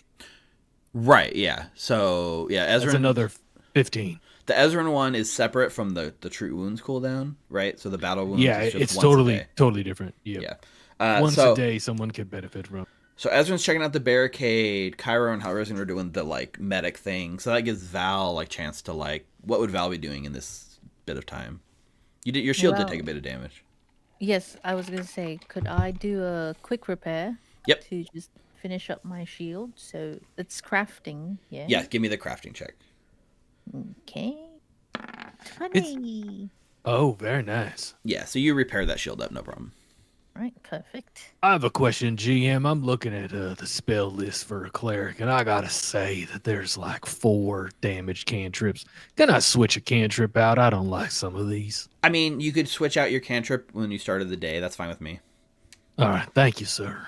Yeah, I think the rule in Pathfinder, like I said, is you don't pick your cantrips. They're part of like your preparedness. I know that's true of wizards. I'm not 100% sure it's true of clerics, but I think that's fine. Yeah, Fuzz says, a caster not having a damaging cantrip. That sounds familiar. Yeah, I don't like it at all. Yeah, he did that one time. He's like, we got in like combat. He's like, wait, I don't have any damaging cantrips. Oops. Okay, so so Ezrin, you kind of check out the barrier. It smells like rotting fish and sweat. Everyone else is kind of doing their healing thing, which gives you like a few minutes to like. I mean, you could poke your head and check out the fountain if you want. Sure. Okay, so you move into this room. And so you move into the fountain room, and Can I be like behind Ezrin, just standing guard? sure. I mean, you're mostly focused on crafting, so you're not really on guard, but you're My like prepare is a minute. oh, then yeah, you absolutely can. That's right. You have quick repair. That's awesome. Yeah. So it's not any time at all. It's just like you get the duct tape out and like wrap it around your shield a few times. You're good to go. Okay, so you move into this, and it says, while much of this rectangular chamber is in ruins, the center contains a fountain of pristine water with something glittering at the bottom. In the middle of the fountain is a marble statue of a mermaid, her lips pursed as if she was about to blow a kiss, or maybe whistle. Each corner of the pool has some sort of mechanism embedded in the stones. That looks interesting. Ezrin's gonna look at Valerie and say, And you can both give me a perception check while you're here. "Sure, you're handy with the with all these sorts of things." Ooh, Ooh. Okay. Yeah, so you walk into the room, Ezrin, right? And the first thing that like notice, like before you step where you are, you might want to stop because you notice that the tiles around the fountain seem to be trapped. okay. So like there is this sort of like I'll put this on the hang on. I'll put this on the layer so you can see it. But like this dotted line kind of denotes all the spaces around this fountain are trapped. Oof. And anyone who like you notice like it's like a pressure plate that if you stepped on it would trigger the trap.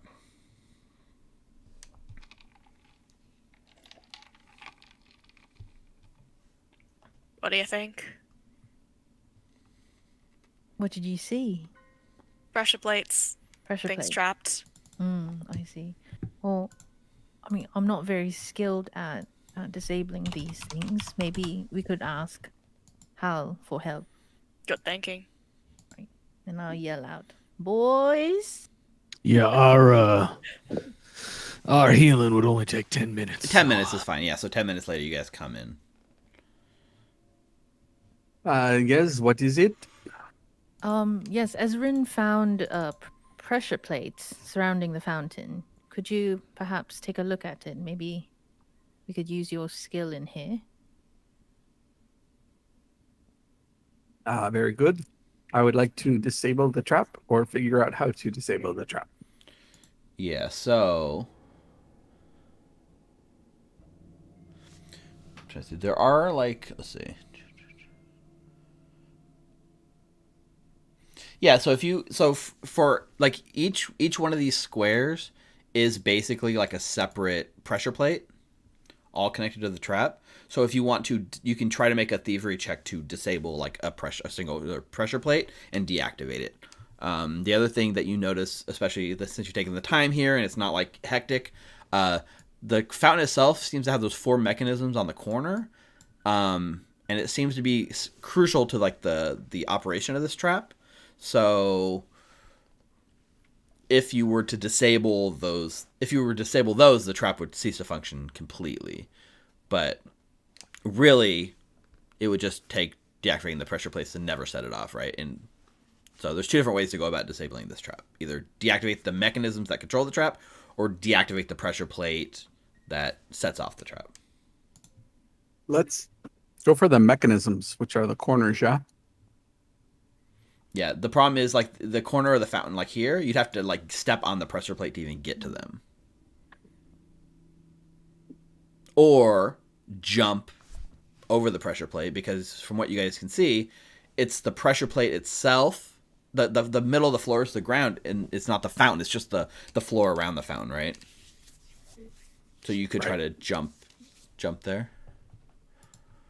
Well, let's do the ones here closer. What do you want me to roll? My thievery? Well, so you can't disable the fountain without being in like right next to it, right? Well, you said the corners of the fountain or the corners of The corners of the fountain. So let me do this just so it's easier for you guys to Gotcha. see. So like these sort of blue circles are like the mechanisms built into the fountain that are like the controls of the fountain. So you'd have to disable those corners, not the corners of the room. Sorry. All right. So this is pressure plate. So So you I can climb into the fountain. Yeah, so I'm trying to look up because like leap is a skill, right? You can take a careful short jump for up to 10 feet horizontal. If you land in the space where you leap in, so like you should be able to jump across the pressure plate without any issue and splash in the fountain, but you know you're not sure what's going on in the fountain. So yeah, go ahead and give me that thievery check. Sorry.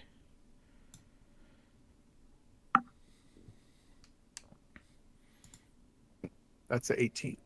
Okay. So you try disabling the pressure plate. You are unsuccessful in finding a way to disable this pressure plate. It's old. It's like been here for a while, and you can tell that like it probably is jammed, and you're having a hard time wedging it in a way to cause it to not trigger. So I don't know that I can do it. It seems kind of old. yeah, so it seems to be since you can't disable it, you can, try again. You know that like trying to disarm a trap if you like critically fail could trigger it. I think that's what it is, but it's up to you if you want to keep trying to disable it. I will try one more time. So yeah, so a failure is just a failure. If you succeed, you disable the device. If it's a critical success, it's better if it's like a complex thing. And if you critical fail, you will trigger it. So you can try it again. Just don't. I will use a hero point Okay. and try again. And I'm not very good at this. No, you're not. Also, retroactively, I want to give one extra hero point to. Let's give it for the last combat. I'm gonna give it to Cairo for that shoving the kobold out of cover because I thought that was pretty cool. Ooh, thank you. So take a hero point for that. So you don't trigger it, but it does not disable again. Everyone's like tapping their foot, waiting for you to disable this thing. And No, Hal, you take as long as you want. You take as long as you need. I don't think I can get this one. I say you keep on trying until we figure it out. It looks interesting. Hey, we don't have to. Well, can we even reach that pathway up to the north there unless we figure this out? You'd be able to crawl over these rocks in the corner, and get around without triggering it. Yeah, you don't have to trigger it. The main thing is that there's definitely like shiny stuff in the water. Yeah. I myself like shiny stuff, but I guess we can move on. Best pushing on then. I have a question though. Like, what Okay. if we just trigger like one pressure plate? And Well, then... I mean, here's the thing, right? What if there's these big rocks, and take your idea, Val, and we scurry on back to this room we were in over here, Ah, Yeah. yes, the bait and switch. and we just throw a rock onto a pressure plate from the hallway and see what I happens. read this in a book once. It's called like Indiana something. Yones, Indiana Yeah. Yones. Exactly. So how about, Val, why don't you, it's dark as crap back here without your sword. Could you come around the corner, please? Here? Yes, thank you. Now I can see. So my idea, piggybacking off of Val's great idea, is to take one of them rocks and throw it onto a pressure plate from the hallway. Let's see what happens, like you said. I suggest that everyone else gets out of the room, though, just in case it's very bad. Do you think I should grab a rock that's a little bit more close to maybe how Make it a a good size rock. person or a creature would weigh? I mean, you can pick up one of the kobolds and just, that's true. after we That's check the very body true. for treasure, You could and do that. just throw one of the kobolds on Yeah, there, they're right? already dead. Yeah, right. It's not gonna hurt them anymore. That's true. All right. Okay. I All mean, right, I I don't like it. mind desecrating their bodies as long as you guys don't. Ezrin laughs, and then you bring up the desecrating bodies, and like, well, through the teachings I'll of grab Saren Ray, two we know just in that case our the first one doesn't work. We could throw the second one. that's a All good right. idea. Their souls are no longer. I in their believe you. bodies, You're a so priest. It's thank you. So I like to All right. imagine one kobold tucked under each arm. Exactly. Okay. And Alright. describe what you're doing to And me. just kind of, I believe she's doing the action from the core rulebook called yeet. Yeet. How many actions is a yeet? Does it take 2 of your actions? I think it's depends on how hard you yell yeet. Got it. Yeah. So you're yeeting this kobold into the pressure plate? Yes, please. I would like to eat a kobold. Okay. So you yeet the kobold and it like slams against the ground and like it like hits the ground, slides, hits the edge of the fountain, and there's like a clicking noise as the pressure plate like lowers, and you watch as like the fountain comes to life. And the mermaid like in the middle starts like kind of spinning around. You can see all the 4 corners, at least the corner you can see here. The gears that you can see embedded start like kind of like twisting and turning, and this fountain is like spinning around like wildly in the room, like 360 degrees and like crazy patterns, and it's just like spraying its water out of its mouth at very high pressure, like hitting the walls. And like if you were in that room and it hit you, you could tell that it would probably hurt, and it's just spraying the room with water. It's actually like there's a pause, and it's like some traps in Pathfinder are simple traps. Other traps are called complex.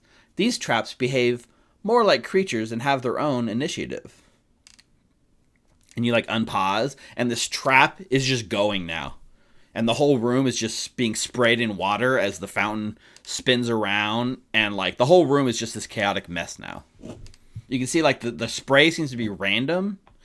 Like sometimes it like hits a single spot in the room. Sometimes it sprays like the whole half of a room. Sometimes it sprays like right in the corner. And it just seems to be doing a random spraying of water.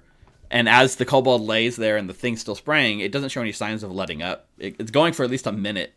And you guys are just standing there watching it. Occasionally like a spray of water comes out of that hallway. Just like the mist like hits you. Well, Glad we weren't in that room. yeah, good job with the yeeting. I think that room is foobarred, so we should go to the north. Don't To the you want the north. shiny stuff, though. Well- It seems like a 2-parter. Maybe when we get back, it will have tired its mechanisms out, Right. or maybe it's just because the body's sitting on top of the pressure plate. Do you want to salvage the body? Oh, I'm not going in there. We could always come back. Yeah, let's see how we are on our way All out. right. Could be our prize. So as you trigger the trap and then walk away, you all earn 80 experience points. Oh, what? Hell yeah. For essentially for not setting off the trap. Like you set it off intentionally, but you didn't let the effects of the trap hurt you, right? You passed a perception check, you didn't notice it. Whether it's actually overcoming it in a traditional way or not, you still, avoided the trap, and that's worth experience. Well done, everybody. Let's clear these out. Do we need a crafting check? Well, that's the question. Do you want to do this loudly, or do you want to do this quietly? This is like a flashback to like Valerie just like hacking I would the actually. barrier. I was thinking about that earlier. So I do not want to use brute force on this. Okay. I remember that I used to lift a lot of crates back in the farm, so I would like to do the same thing for the barricade that's right in front of us. Okay, absolutely. You get up there. Give me that crafting roll to see if you can do this carefully without making too much noise. Ooh, very nice. Oh shit. So yeah, you very easily are able to like take out the crates and the barrels and move everything in a nice manner so nothing crumbles, nothing is loud. There's even one part where like the lid falls off the barrel, but like you manage to reach out and like catch it before it hits the ground and keep things like super quiet. And yeah, you guys managed to remove this barrier silently. Well done, Valerie. That's a new thing for us. Yeah, and so as you start clearing it, you can see beyond there seems to be almost like a pool of like stagnant water. And that like, so beyond the barricade, the passageway meanders briefly. The floor descends slightly and soon becomes flooded by a shallow pool of water. The water appears to be flowing out a passageway to the right, and a shimmering blue light in that direction reflects off the water there. The main passageway continues to the left, over the slight depression in the floor where the water has pooled. And from that direction, like to the north, an overpowering stench, even stronger than it was on the barrels, drifts from around the bend.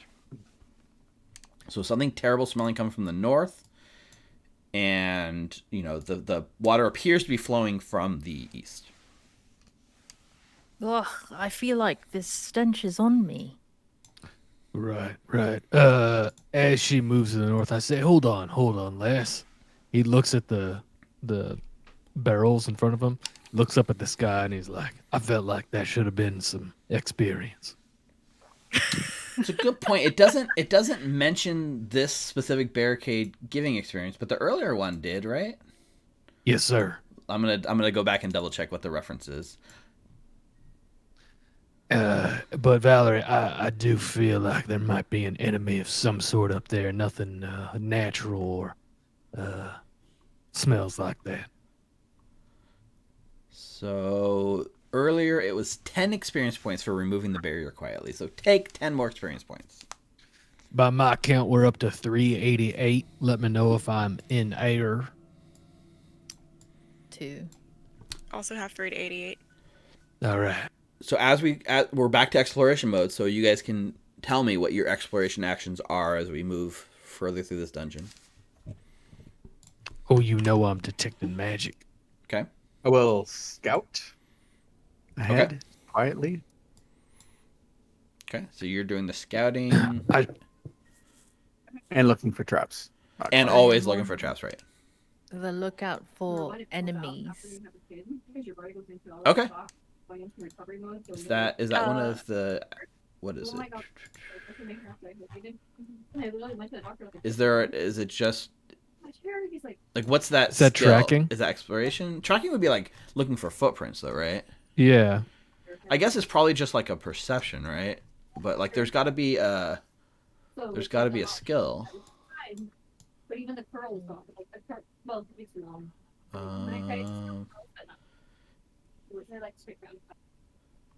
Let's see.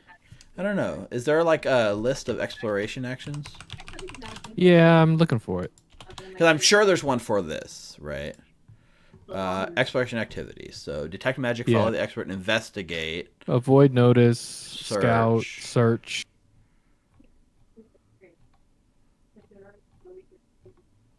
Huh.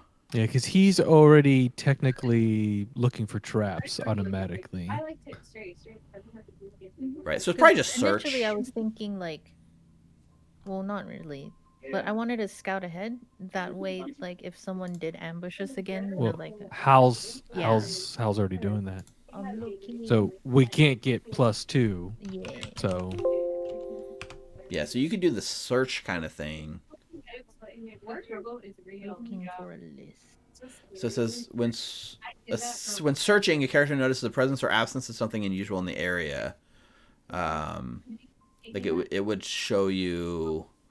It doesn't give you everything you're looking for, but you could look for hidden characters and stuff like that. Like something was gonna ambush you, like a kobold or something. Right. Okay, I'll do that one. Okay, so you give me a perception check. And what were you doing, Ezrin? Good old investigation as we're walking down. Okay, yeah, give me that investigation check. Perception. Is it just perception for investigate? Yes, sir. 12. Got it. Okay. Yeah. So you're kind of like the water is really stagnant, and it also looks completely out of place here because there's definitely no like source of running water, which seems a bit weird. But I think with the 12, that's probably all you get. Kind of the same thing, Valerie. You're on the lookout for anything that might ambush you, but like nothing in this immediate area. Nothing seems hidden. Nothing comes to your eye. Hal's scouting ahead to provide the bonus, and there's nothing with like detect magic coming up on your ping. So which direction are you guys going? I guess Hal would be the scout, so Hal would choose if you guys are going north or east. There is two ways. Which way is the stench coming from? Stench is coming from the north, and the Let's water. go over water- this way. Yeah. Okay. So you go to the east. Let me clear this. I have this turn tracker still up. Okay. We should probably get someone with light up here. Val, why don't you go in front of me? Thank you. Okay. So you move into this room here. Let me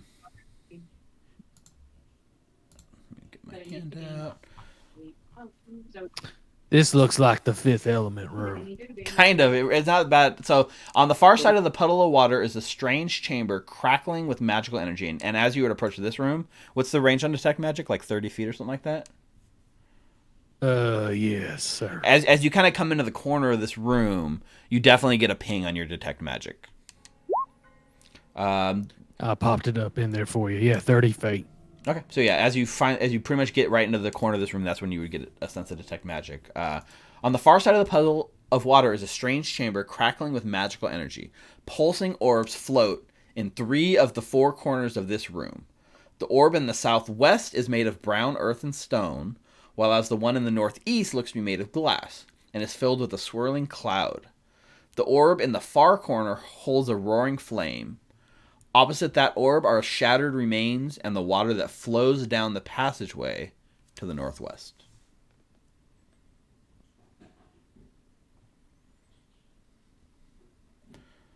Yeah. As we move into this room, and you guys, calling it the Fifth Element room is not a bad idea because there's like an earth moat, like a fire moat, an air moat, and the water moat's missing, but the chamber you just came through is flooded with water that seems out of place. And there is this weird sort of place in the middle for the Fifth Element. But I think this is probably a good spot to take a quick 5-minute break. We are at 9 o'clock, so we're most of the way through our night. So let's take a 5-minute break right here.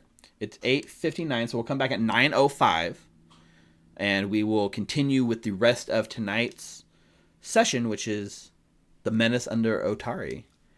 So if you're in the chat, don't go anywhere. Stick around. We'll see you guys in 5 minutes.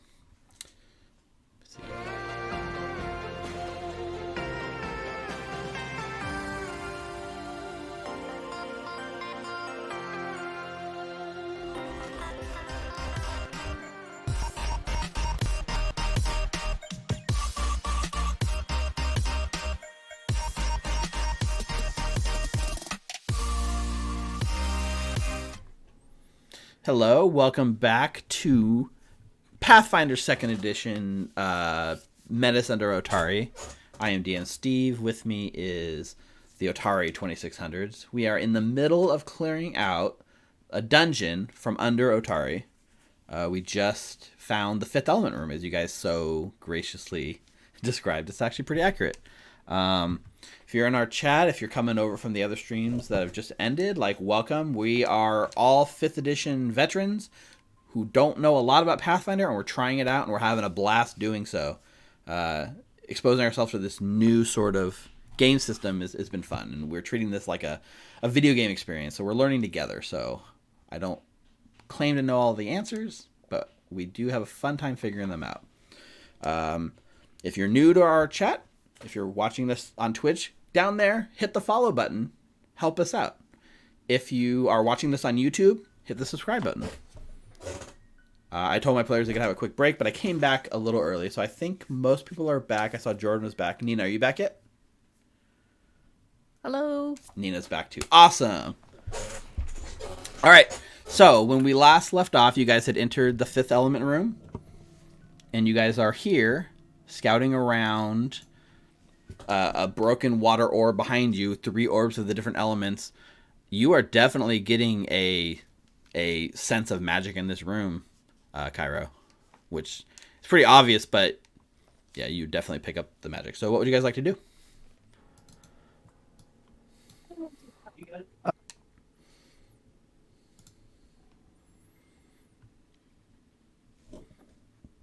If you said something, Rick, it broke off. It sounded like you started speaking and cut out, but I wasn't sure if you were actually trying to speak. No, we just got a lot of people around. Got it. Little Jibber jabbing. So okay. Well, I'd like to do like a religion check, try and think back to my studies. Yeah. If there's anything in here about the play of elements and about this bowl in the center. So like a recall, knowledge, religion. Yeah, give me a recall, knowledge, religion check. Let me check my bonus. That's not bad. I would hope not. It doesn't matter when I roll a 3. So that's Okay. an 11. There are plenty of different religious figures based around the elements, and the arrangement of this, nothing jumps to mind as coming out one way or another. It doesn't mean anything to you, unfortunately. And I think, like... This sorry, feels... Go ahead. somebody started talking. Was it Nina? Oh no, it was me. Brianna. No, go ahead. I was gonna ask to do something, but go ahead. What were you? Did you want to provide any more context, Steve, before I do any RP? No. Yeah, go ahead and do your RP thing real quick, and then I'm going to get into something that happens right after that. I was going to say that it seems more arcane and less religious might be your area of expertise, Ezrin. Yeah, I was about to ask if I could do some sort of arcana or lore, or recall knowledge, academia, sort of. Yeah, give me one of those rolls, and we'll see if you can think of this in any sort of academic way. Academic or arcana? Your choice. You tell me what if you're trying to learn what. Depending on what kind of roll you make is the kind of information you'll get, right? So are you looking at this from an academic point of view, like book study stuff, or are you trying to understand the magical essence of the room? I probably want to know the magical essence in this room, so Okay. let's do arcana. Do it Arcana. 26. Hot damn. 6. So these orbs in the room are very clear. Like these orbs are kind of like a focal point that almost connects this altar to the different planes of existence. So, you know, the air plane, the fire plane, the earth plane, and the water plane that broke. It's definitely like a focus point, and it's very common for these sort of shrines to be able to bestow magical effects on people who come and worship before them. And you're pretty sure that would be the purpose of these shrines and these orbs. Looks like we have here a one of those religious kind of things. Well, shit. I must be having a bad day. Well, it's partly religious, but also arcana, right? It's like it's a magical effect. Some smart sort of people did this sort of setup. Like this was made by trained wizards or something of the effect, or really religious people that are really dedicated to all the elements for some reason. So as you guys do these kind of things, and then you kind of start stepping up over towards the things, you guys kind of come up through the room. At this point, the fire orb that's on the south, like west side of the room, you it's always silly when the module like does something like this, but basically the fire orb hang on, let me see. I guess. Would this have happened before or after I walked up to it? I just want to know how much damage I'm going to take. Now it would have been as you're walking up to it, but I guess this doesn't quite say. Okay, so the fire orb, I thought the fire orb like rolls off the shrine and breaks, but that's not the case. So as you like step in, the fire orb flares up, and you watch as like 3 bits of fire spill out onto the ground and begin burning the ground around it. And then as that's happening, you see the fire starts like forming into small creatures, and it's forming into like 3 rat-like creatures. So they're almost like fire rats. Well, this is bad. I think there's something wrong with this shrine you were talking about. 2 of them look like these ones in the back here that I'm putting on the token there. This one, this one and this one, they look smaller, almost like just normal looking rats, but they got like fire eyes and they got like embers glowing from within. It almost looks like a flame in the shape of a small rat. But this one here in the front is a little bigger. And so this character looks like this. It's a cinder rat. So it's larger than the rest. It's basically got like fiery tail. It's got like lava like at its core. And the main thing it's doing, it is like putting out a cloud of smoke that obscures it from your vision. So I'm going to put an aura on this thing that you guys can hopefully see. Where's the aura? It's down here now. So I'm going to do it. It's like a 5-foot aura that everyone should be able to see. So you guys can see that brown aura. Yep. So it's putting up smoke, which is like basically concealing everything within it. So when you're fighting something, like there's like a pause here as the tutorial kicks up and it says, like when something is concealed from you, you must make a flat check whenever attacking it. And a flat check in Pathfinder is rolling a d20 roll with nothing added. It's just a pure luck roll. If you roll a 5 or more, your attack connects normally. However, if you roll under a 5, your attack just misses. So the rat begins like making this sort of smoky cloud around it. And I need you guys to roll initiative. Like Hal scouted, so you guys get the +1 bonus to your initiative. This is going to be a perception. I would allow Hal to do stealth because you didn't do any actions coming into this, right? You were just hanging back and like kind of being sneaky. So if you want to do stealth as your initiative, that's fine with me. Whoa. Dang. Didn't click your token. We also Nope. get a +1. And we all get a +1 here.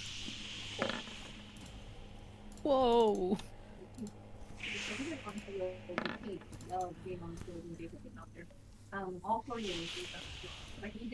Who missed their token? No, everyone's token got on there. Do you have to add it a second time? Oh, yeah. Yeah. Even your second roll was pretty high. Okay. So, in our descending order, Hal, you're first to act. I will. Is this very tall? No, thing in the middle? It's not that tall. Like, it could provide cover. It's tall enough to provide cover if you go up next to it, yeah. Enough to hide behind? Yes. I will move, stride to it, and then Okay. I'll try to hide behind it. All right, give me that stealth roll. This is going to be terrible. Oh, not bad. That's pretty good. So all these like rats are in this smoke thing. So like these 2 here, you would all like constantly beat because they can't see you at all right now. Anyways, you're concealed from them. The cinder rat doesn't seem to be as affected by its own smoke. But you're pretty sneaky. You're pretty hidden. Last action. I don't know. Take cover. Okay, yeah, you Is can that take a cover. one action thing? Yes, it is. Yep.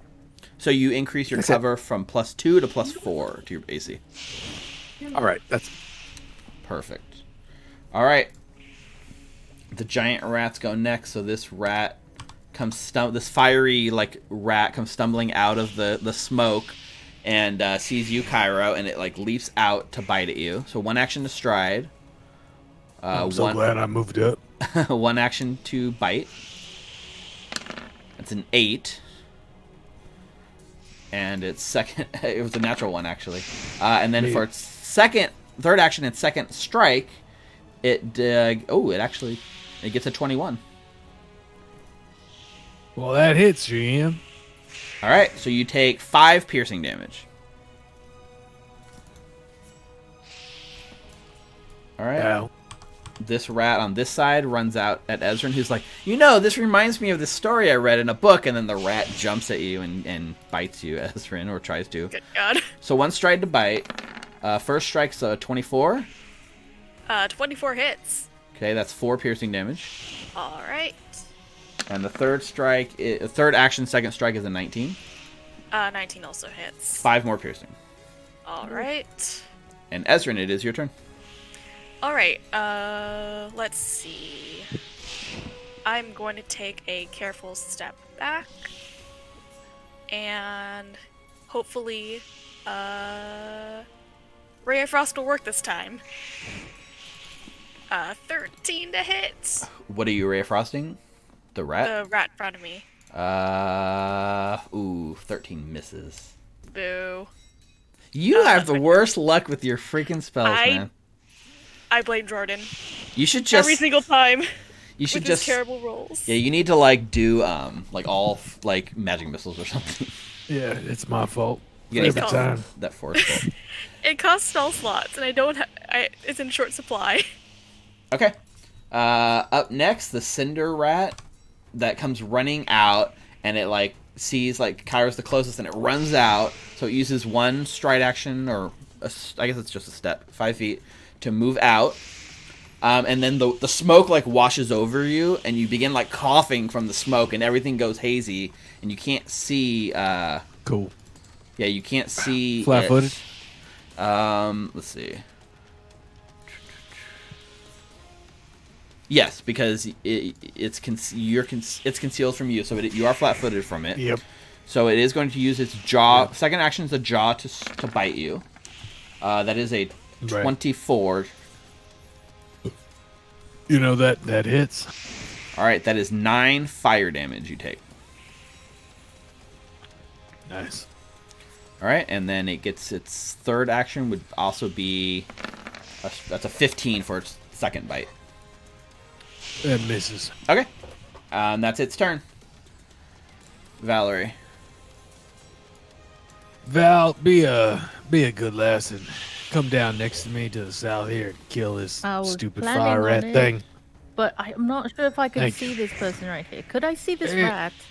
It's half out of the. It's concealed, right? So it's in that smoke, so you have to make a flat check if you try to attack it, but you can attack it.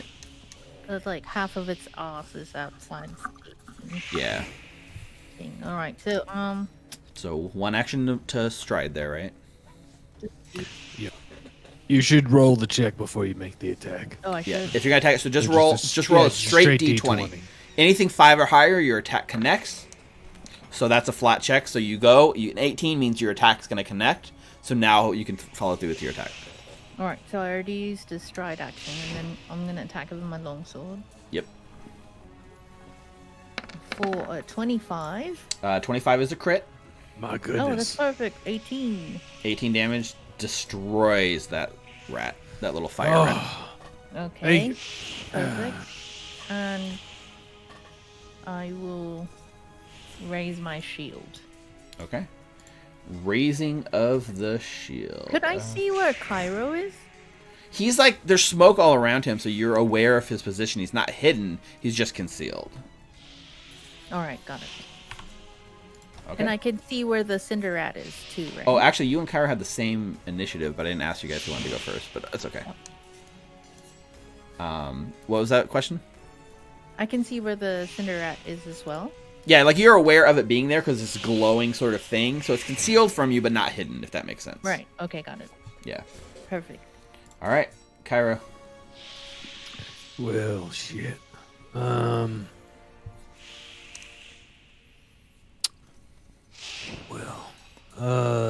This is gonna suck. Let's try a new can I do an intelligence check to see if touching this thing is gonna hurt me? Yeah, so that would definitely be a, let's see, this thing is an elemental, so let me see. Oh, I'm not gonna make an Arcana check if it's an Arcana check.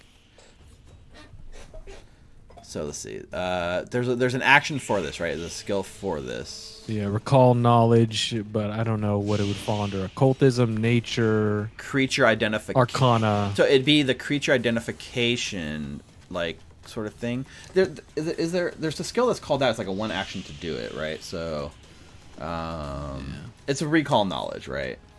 Yeah, but I mean, there's recall knowledge under each of the different disciplines. You know, arcana, lore, nature, occultism, religion. Yeah. So this is an elemental. So arcana.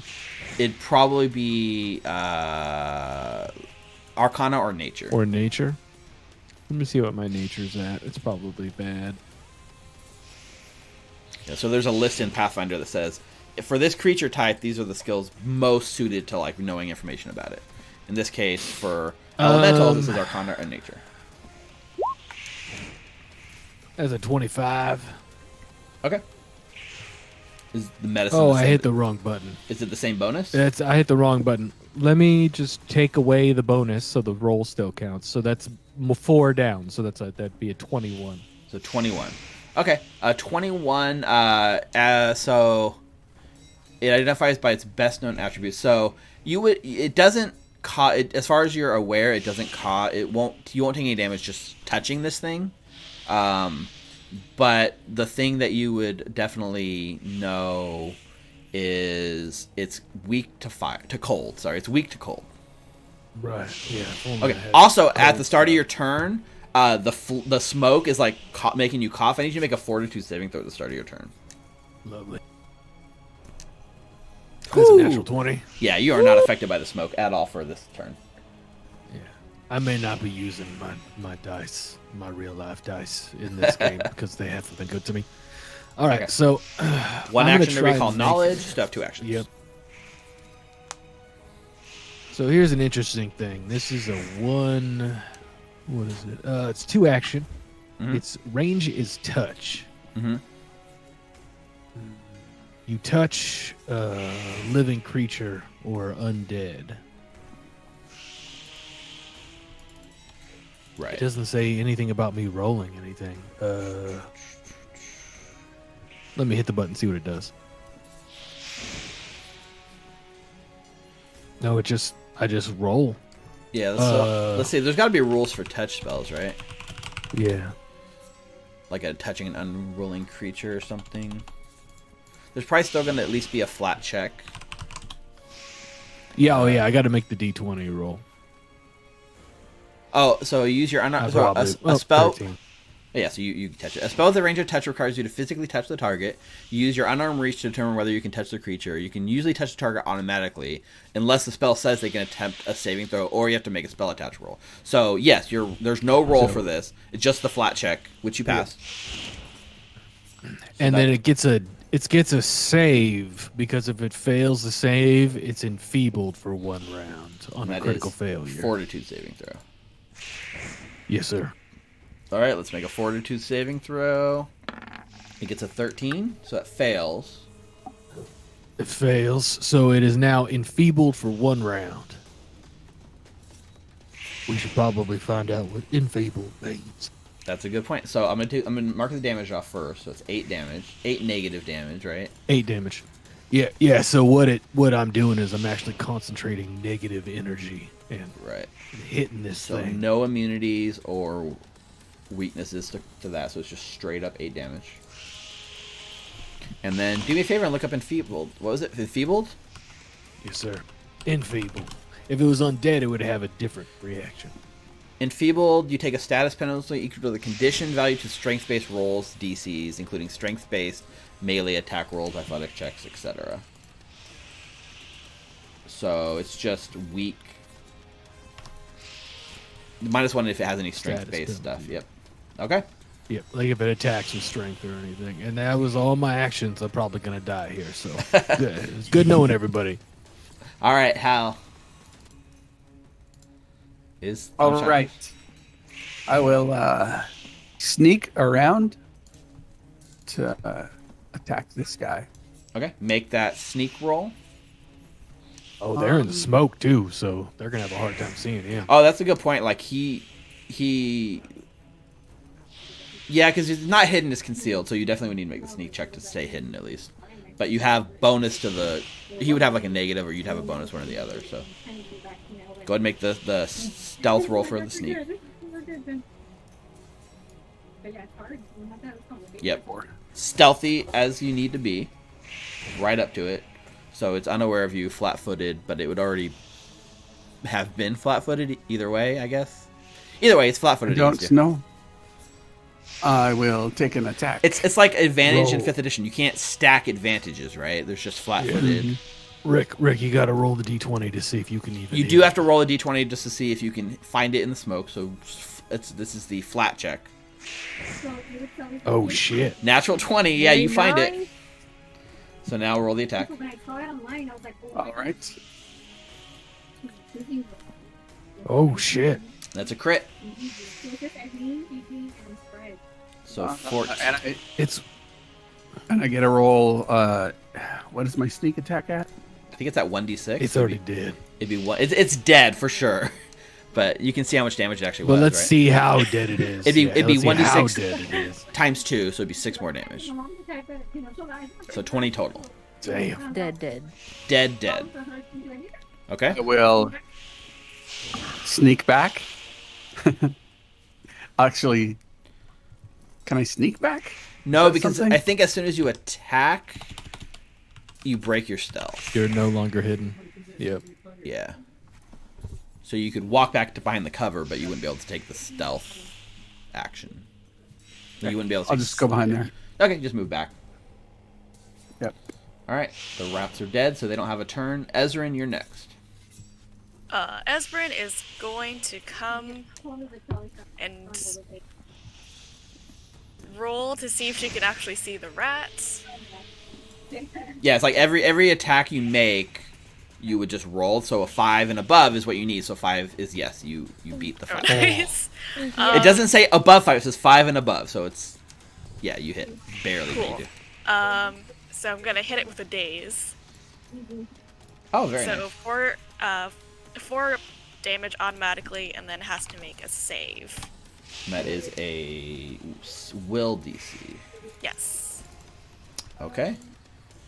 It gets a 19 on its will save. Lame. Oh damn. Close. Third. So 13 plus 6. It was good knowing y'all.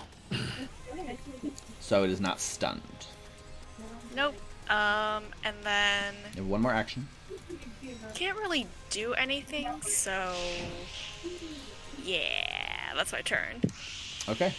You could take cover Oh, behind the thing. I mean, it's just one enemy, and it seems to be interested in you, so. Yeah. Oh. Interesting. I'm dying this round, everybody. Good to know you.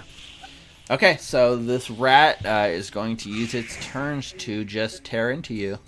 So first attack Yep. us. So I checked, and its jaws, its bite is a finesse weapon, so it's not affected by the enfeeble. It is a dexterity base. Lovely. Uh, Lovely. thing. It's not affected by its own smoke, I'm guessing. It's not. It can see through its own Cool. smoke. Yeah, so you are flat-footed against Nice. it. And it isn't. So that is a 27. Oof.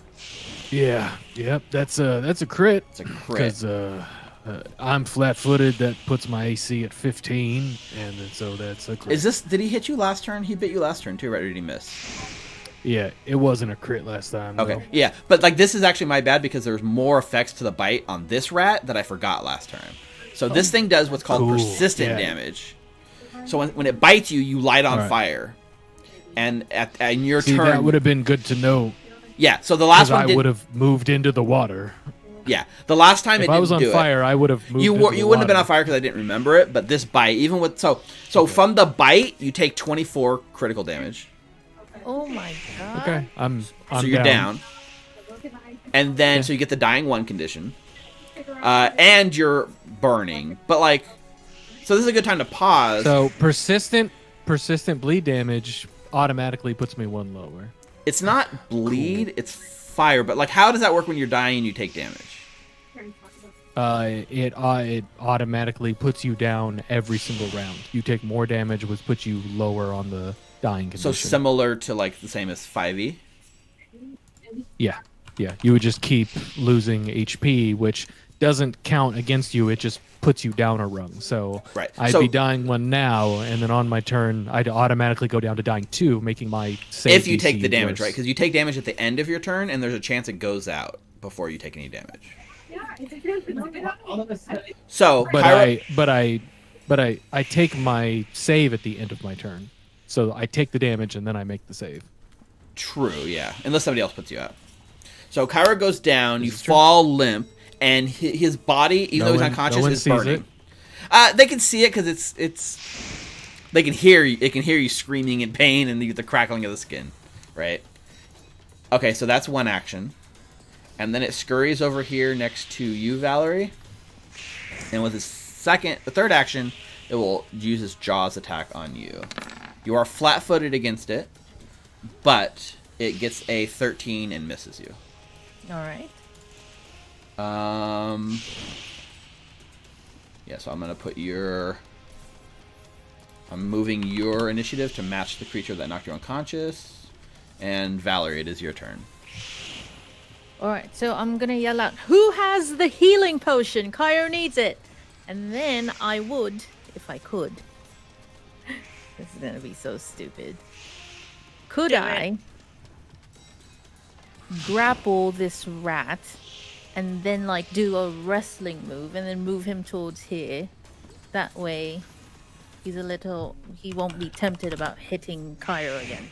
So I'm sure that Pathfinder rules for grapple are way more complex than Let me look. than 5e, but I'm looking it up. So it says you can grapple the target.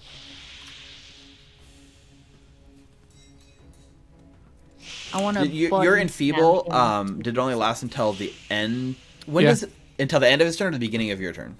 For 1 round. So it's still It's still in effect. So yeah. it's still enfeebled by your spell. So that'd be good against an athletics check. So grappling would be an action. But here's the thing for grapple, you have to have a hand free. So you've got a shield in one hand and you've got your weapon in the other hand. If you want to grapple it, you got to throw your weapon on the floor or throw your shield on the floor. I'll throw my shield on the floor. All right, your shield clatters to the floor. Yeah. And so you to grapple it would be an athletics check, and then there's got to be a rule for like moving someone, right? Like Manipulate. Under manipulate. It's under skills, athletics. is that actually just a straight athletics skill? Go to skills, athletics. That's cool. So athletics has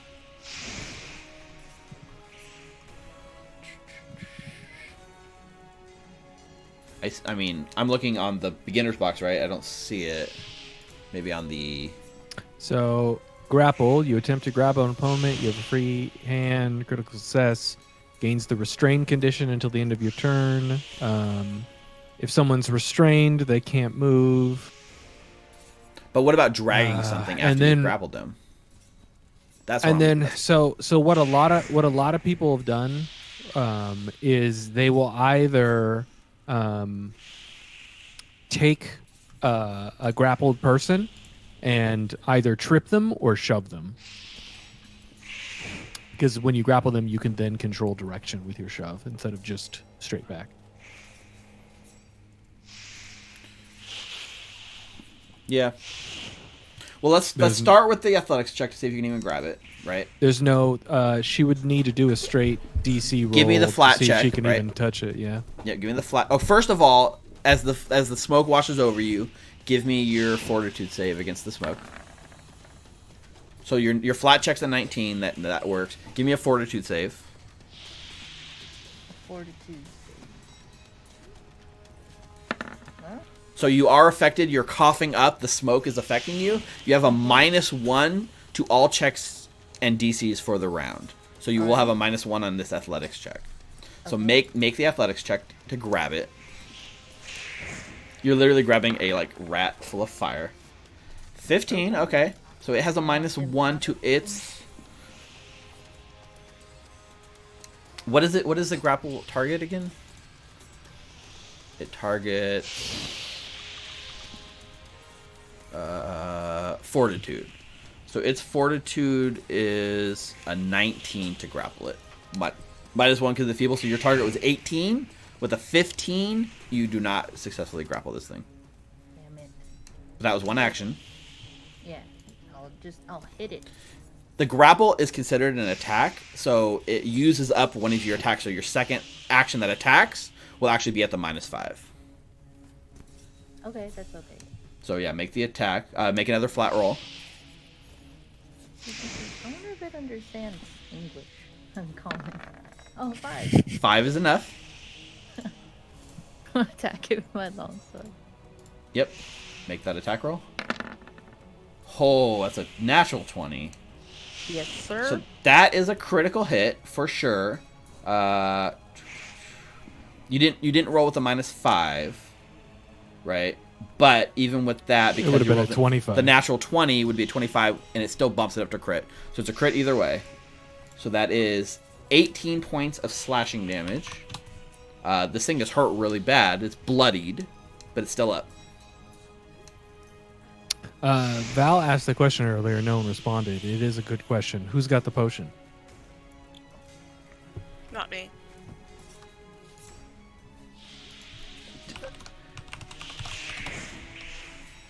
You guys I have... think I have it. She gave you one, right? And did you find another one somewhere? I don't remember. I'm only aware of one. Okay, maybe you didn't find one.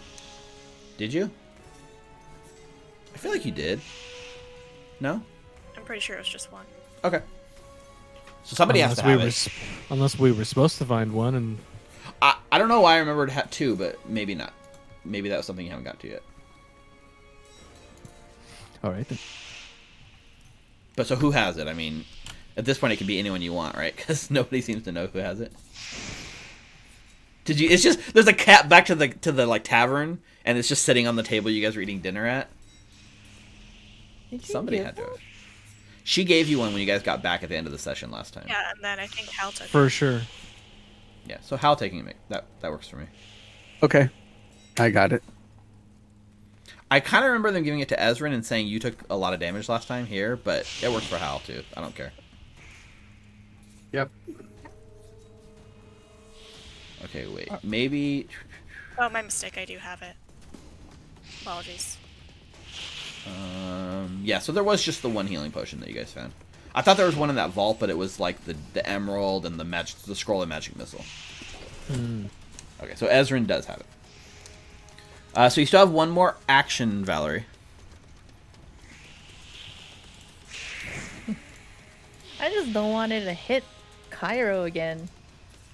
Yeah, I mean you could shove, you could grapple it again, but it's gonna be at a big penalty this time.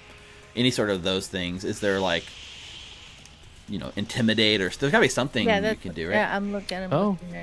You can intimidate. You've done that before. The other thing is like it hit Cairo and knocked it down, and then immediately turned on you and started going for you. So tactically, it doesn't seem like it's trying to focus on Cairo, right?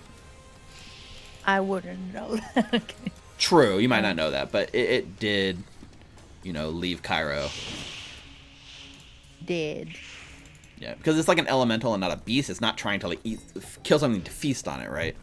Mm-hmm. It's more summoned to protect the chamber. Okay, well, I'll just attack it again. All right, this will be your third attack for the turn, so this would be the -10. That's gonna miss, even without the flat check. That misses for sure. Oh yeah, I forgot to check. Okay. So you throw the shield down and just start hacking at it. One good blow hits, but then the rest are having trouble. Okay. That brings us to Halrysian. All right, I will stride around and try to shoot this guy or hit this guy. Do I make my check? Yeah, so it is... Yeah, so it's flat-footed because... Can something be... I think it can be flat-footed even though the smoke is concealed. Right? Let's look up flanking real quick. But go ahead and make your flat roll.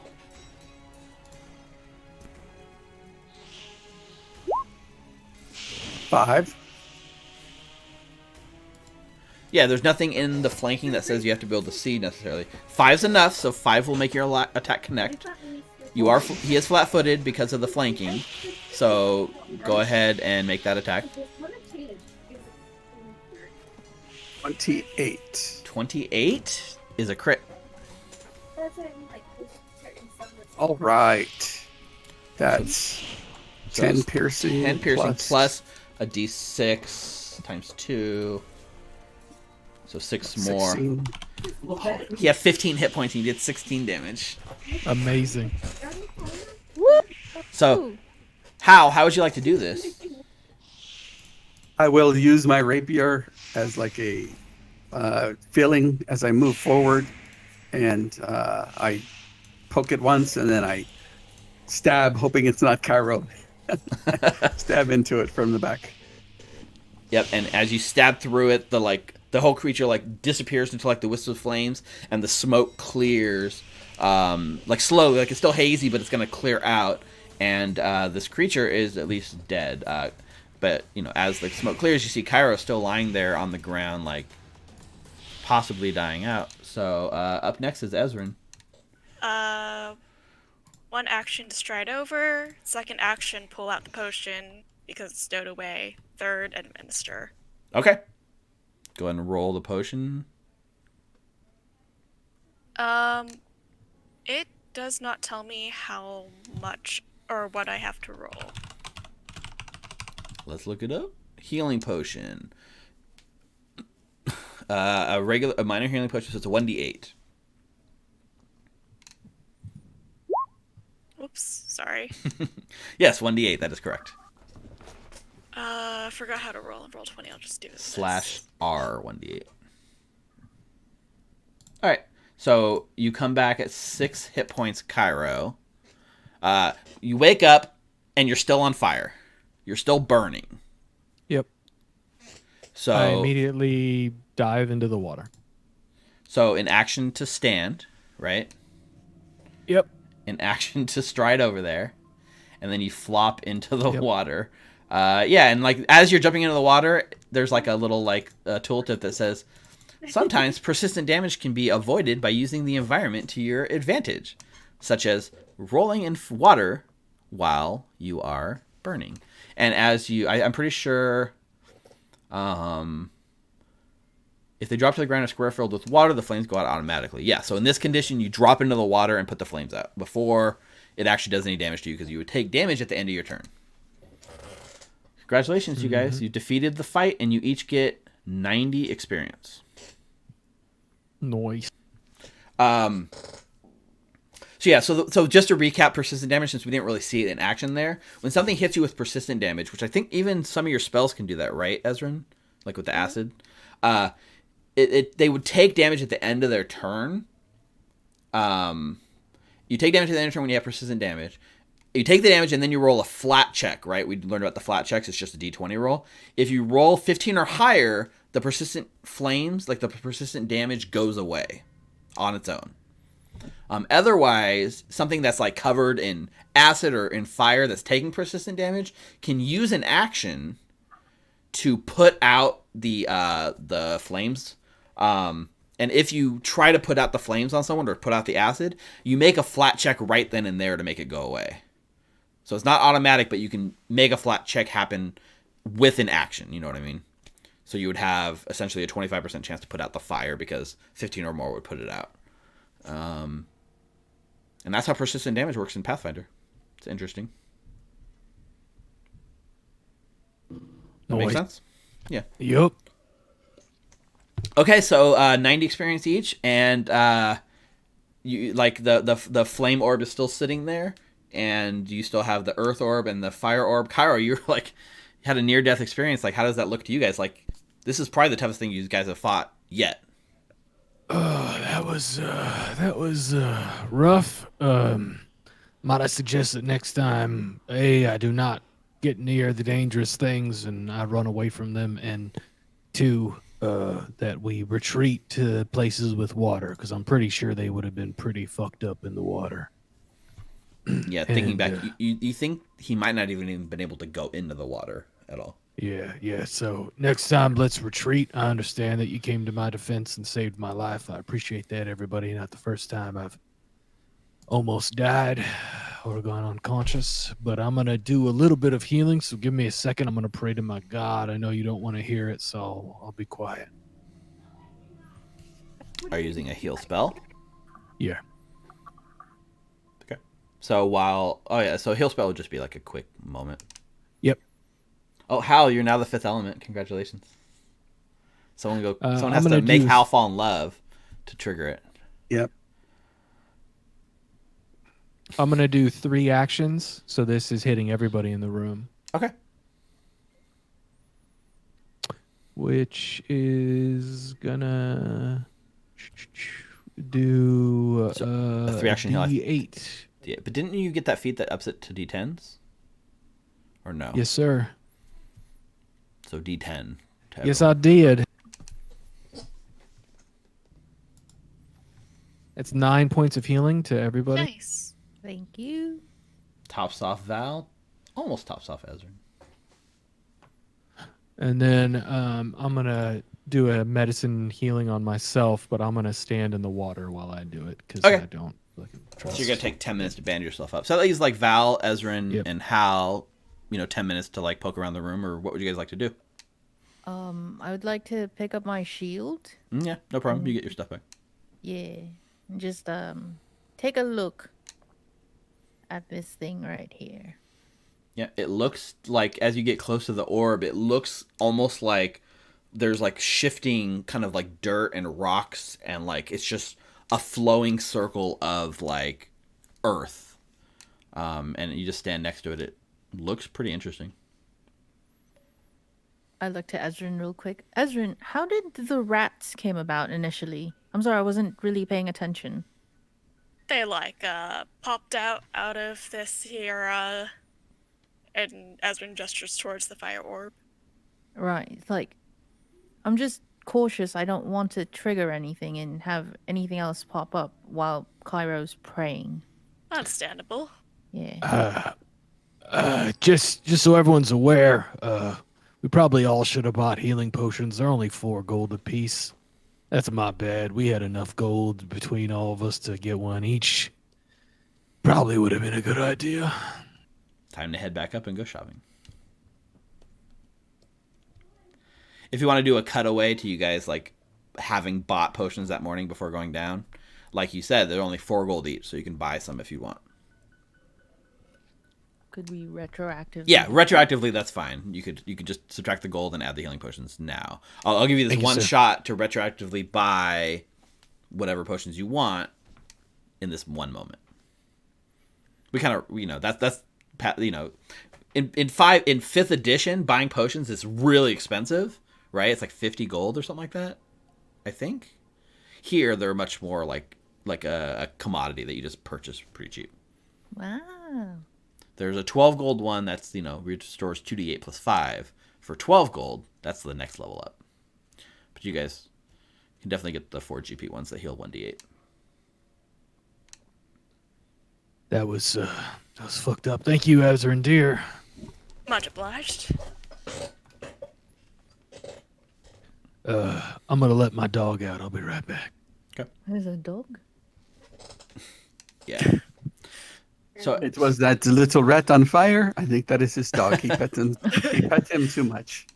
yeah, We got to feed it. Is it a 1d8 for the it's a 1d8 healing potion. It's 1d8. The minor healing potion is a 1d8 healing. Yeah. Okay. So yeah. So you guys don't want to do anything until until Cairo gets like bandaged up, and he'll get that done. Looks like he's done with 23 hit points. So after he's done being bandaged, you're still in this room with these 3 elemental orbs.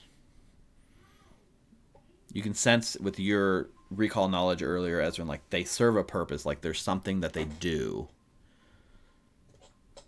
Well, You're pretty sure they would be activated by touching them. anyone fancy to give it a little poke? I could do it. I feel healthy. Right. Well, since you're so kind to volunteer, then I'll back you up. Hal Alright. slips out of the room. What was it? Was it this one? Which one do you want to touch? Well, I'm already here, so okay. Everyone, back away. All right, and then I'll touch it. Okay. So you reach out and you touch the earth orb, and as you do, the rest of you guys hear almost like an earthquake rumbling, and the walls begin to quake a little bit, and like dust begins falling from the ceiling. And during this sort of like grumbling boulder noise, you hear a voice within the grumbling that says, "Call upon the earth to gain its strength." And you receive an ability, Valerie, that you can call upon the earth once within the next 24 hours. And if you spend an action to call upon the earth, all of your melee strikes deal 2 extra damage until the start of your next turn. Damn. What? So it's like a 1 turn, 2 damage Why- flat bonus, yeah. Oh, you give me that. Look. Actually, the interesting thing, everyone in the room gets that bonus. Oh shit. Reading, it says, Yeah. it says if anyone touches it, the voice fills the room. It gives the heroes a special ability. It didn't say the hero that touches it. It says all heroes. So I'm going to roll. You all get that power of earth instilled within you. +2 damage for every attack that hits. Yes. During that round. Got it. So you gain an action you can use once within the next 24 hours. If the hero spends an action to call upon the earth, all of your melee strikes deal 2 extra damage from their sudden surge of strength. And it lasts until the start of your next turn. So whatever actions you take, attack actions you take in that turn, plus, opportunity attacks or anything like that. I'm just gonna add that under like bonus feats on the feats section.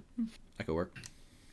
Or if anyone wants to, on their main character sheet, there's that action area, where our raise the shield is and stuff like that. So you could even put it there. Not a bad idea. So you can remember that it's there. The cool thing is because I added the healing potion from the drop-down menu, you know how you can search for stuff? Mhm. When I added that into my inventory, it added healing potion buttons to my action area. Ooh, cool. Oh, okay, I'll do that. So that's cool about the drag and drop stuff. Oh, I can't do it. How do I delete it? How do I delete something? I think there's like You hit the little lock. There's a little Yeah. lock button to the bottom right. Oh, I see. and then after you hit the lock button, it puts like a delete button on all this stuff, yeah. And you can change the order of things. Yep. So, you touch this earth orb, and the whole room fills, and then the rumbling stops, and you guys all feel empowered by earth. And like I think the eyes all look over to like the wind orb that's also in the corner, calling for someone to touch it.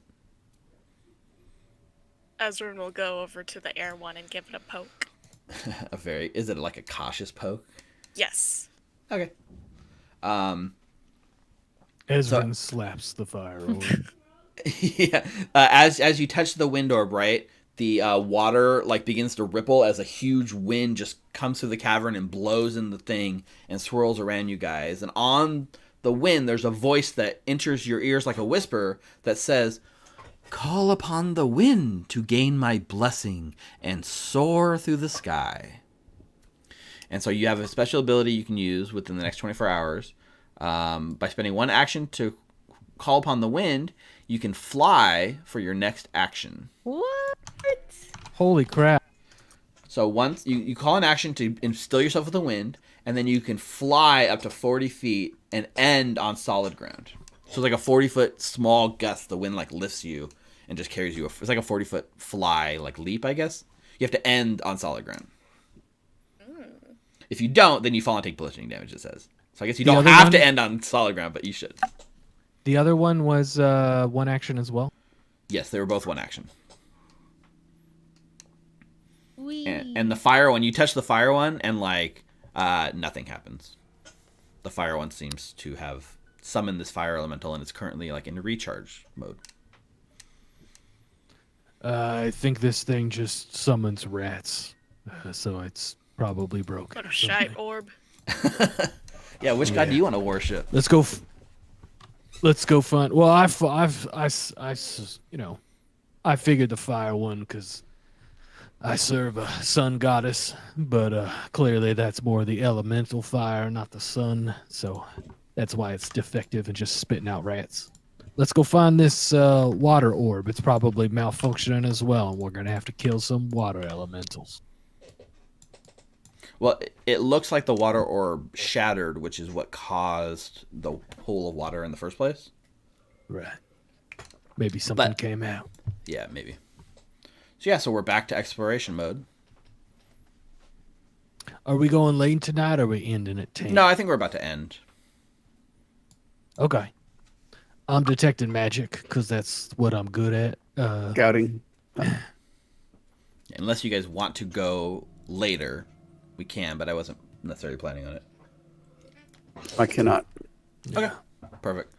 So yeah, so you make your way back to this sort of soggy crossroads, and as you move up north, like the stench becomes stronger and stronger, Hal, to where it's like becoming almost like nauseating to you, and so yeah, so the description, right, says there's an overpowering stench in this chamber, like rotten fish mixed with oily sweat. The warm, humid air only adds to the foul atmosphere. Unlike the previous chambers, this one appears to be a natural cavern, dotted with limestone stalactites and stalagmites, making it hard to see where the room ends. Although you don't have any light sight, so you can't really see into it, but you can smell it for sure. I thought Cairo was in the other room. Perhaps he is ahead. Smells like Cairo after brunch. I could sense the similarities. Yes. I'd say it's quite mean, but it's not wrong. There is something up here. Yeah, so you walk in, the light of your like sword like echoes down the chamber, like goes down the chamber, and like Hal, your see like out of the corner, like of the light, like just shimmering, it kind of turns and sees you guys because you know it's in this room. You guys are like casting light. You're definitely noticed by this thing. It looks like this: a Zolgath warrior. Oh, it's What? That. Oh. Zolgath, also known in the common tongues as troglodytes. it's not a Sahu again. It's not a Sahu again. This is a Zolgath, aka a troglodyte. And you look as you come into the chamber, Hal, and you know you're scouting, so you're giving a bonus to your group. But like they're all like sitting on the ground. Their weapons are like next to them. They are not like prepared in a defensive combat. And you looks like you guys have got the drop on them in a sense. So let's roll initiative and then take a break and come back next week and do the fight. Awesome. So they are all like super not ready for this. So let me just read what it says. So like there's a pop-up that says surprise creatures start off combat seated without their weapons drawn.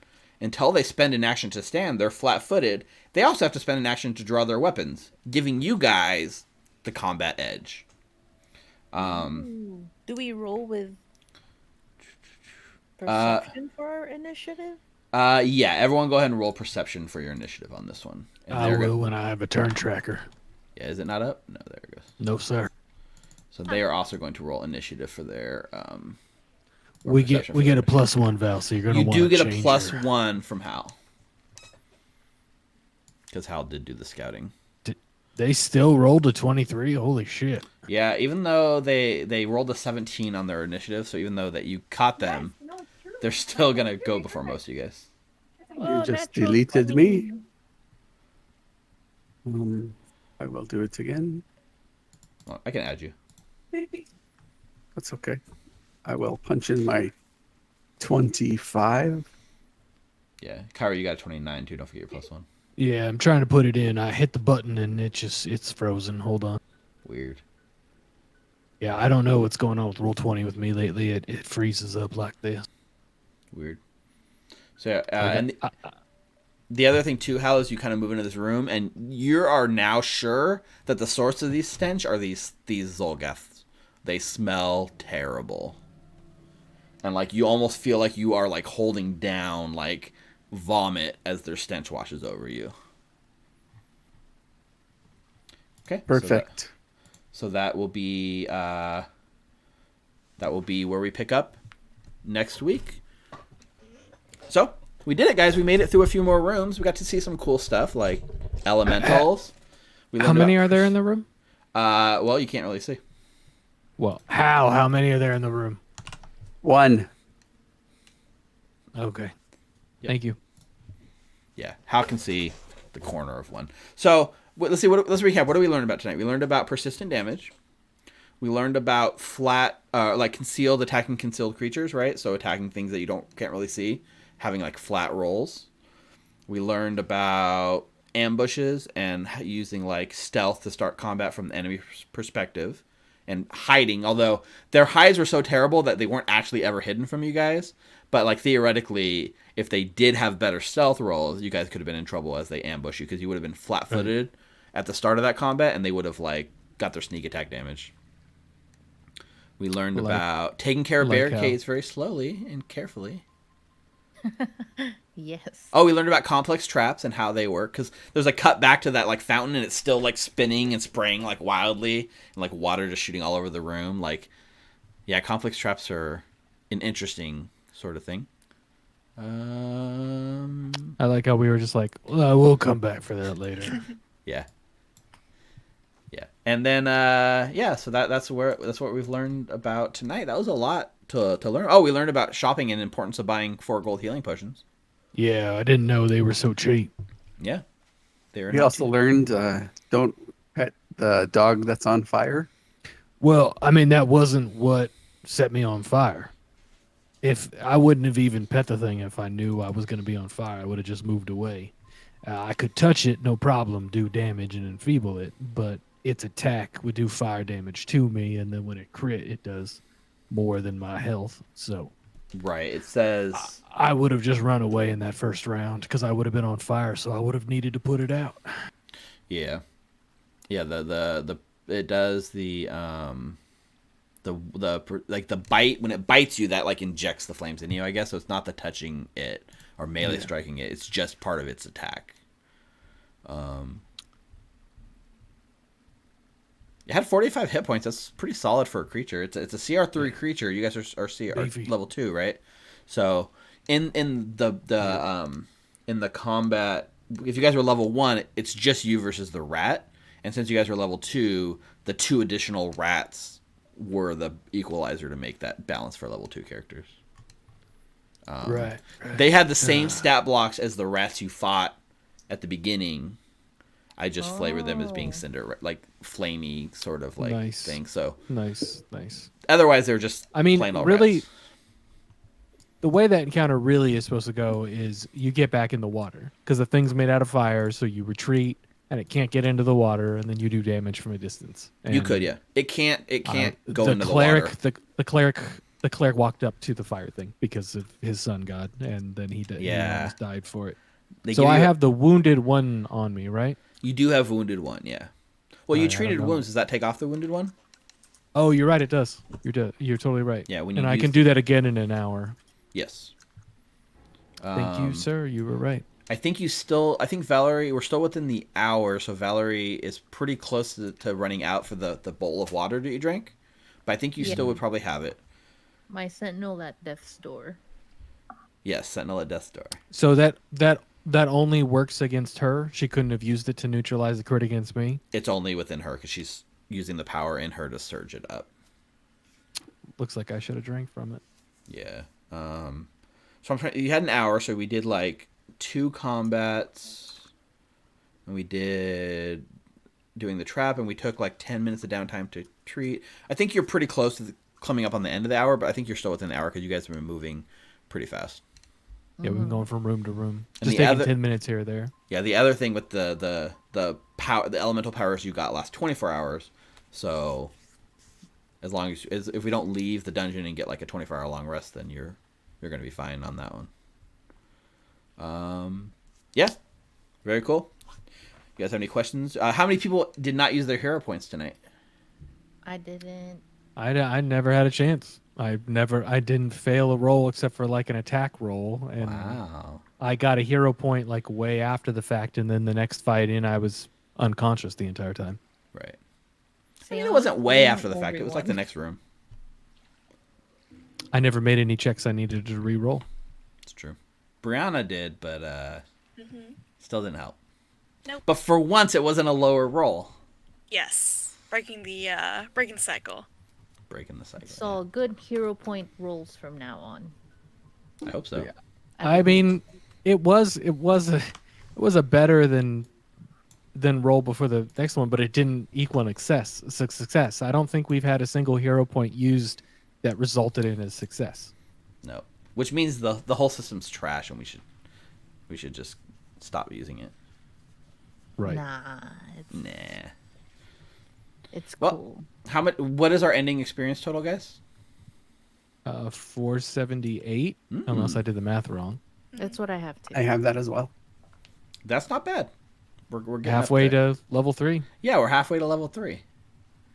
Interesting. I wonder how much experience there is between now and you might hit level 3 as we like complete the module. That'd be cool. That'd be fitting. Okay. Well, I think that wraps up this week. I am DM Steve. Thank you for joining us here again. This is very important. If you're watching us live right now on Twitch, follow us. If you're watching us on YouTube, subscribe, please. It doesn't cost you anything, and it'd be a good gift. This is the last stream I'm personally doing before the end of the year, because we are right before New Year's Eve. So, goodbye 2020. Hello 2021. 2020 you think would be a good year for like D&D and Pathfinder because of like the whole 2020 thing, like double natural 20s. But didn't work out that way. Although Can I? it was a good I year just wanna- for D&D, I think, because I got a lot of D&D in this year. Yeah, I was gonna say the same thing. Like one of the best things that happened in my life this year, because the rest of the year was awful, was getting to play D&D with all of you. Nina, not as much, but I'm hoping to more of that in the future. But for everyone else, like we've been playing hundreds of hours of D&D together, and it's been like the way I've been socially interacting with people because of isolation and stuff like that to be safe. And like without D&D, I don't know what I would have done this year. So like, It's true. like to say that this year was good for D&D, like I agree.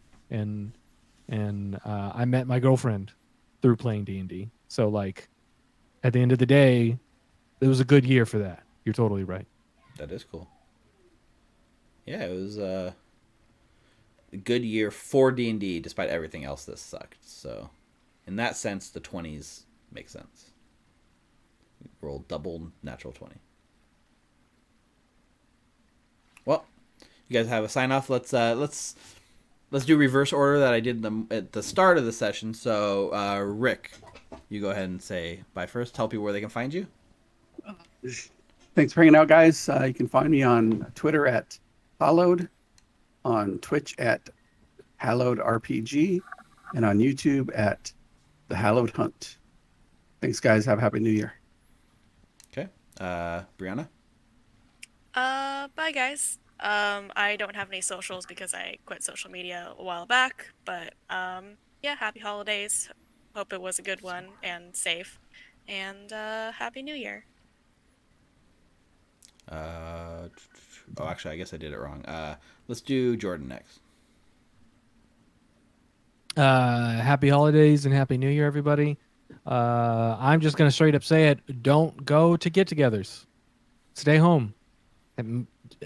Just 1 year out of your entire life. Have a nice, calm, relaxing night. It'll be like a preview to when you're, 70 years old and you're just relaxing, enjoying things, and you're not going out and drinking and hanging out with people. Just stay home. Let this one go, because there are more virulent strains out there that are more contagious, and the last thing we need is to overtax hospitals that are already at maximum capacity. So take one for the team, and when I say the team, I mean the human race, and be responsible and stay home and relax and hope for a better year. I love you all. Who cares about social media? Love each other. Be kind to each other. Have a good one. That was a very strong sign off, and I am glad I'm not the one following that up. So I Nina. know. Should I even say anything? That's like a nice Yeah, what can you say? bookend to everything else. Bye, guys. Bye, guys. No, We'll be but honestly though, it's such a pleasure meeting you all. This is a nice bookend to, like the D&D aspect of my 2020.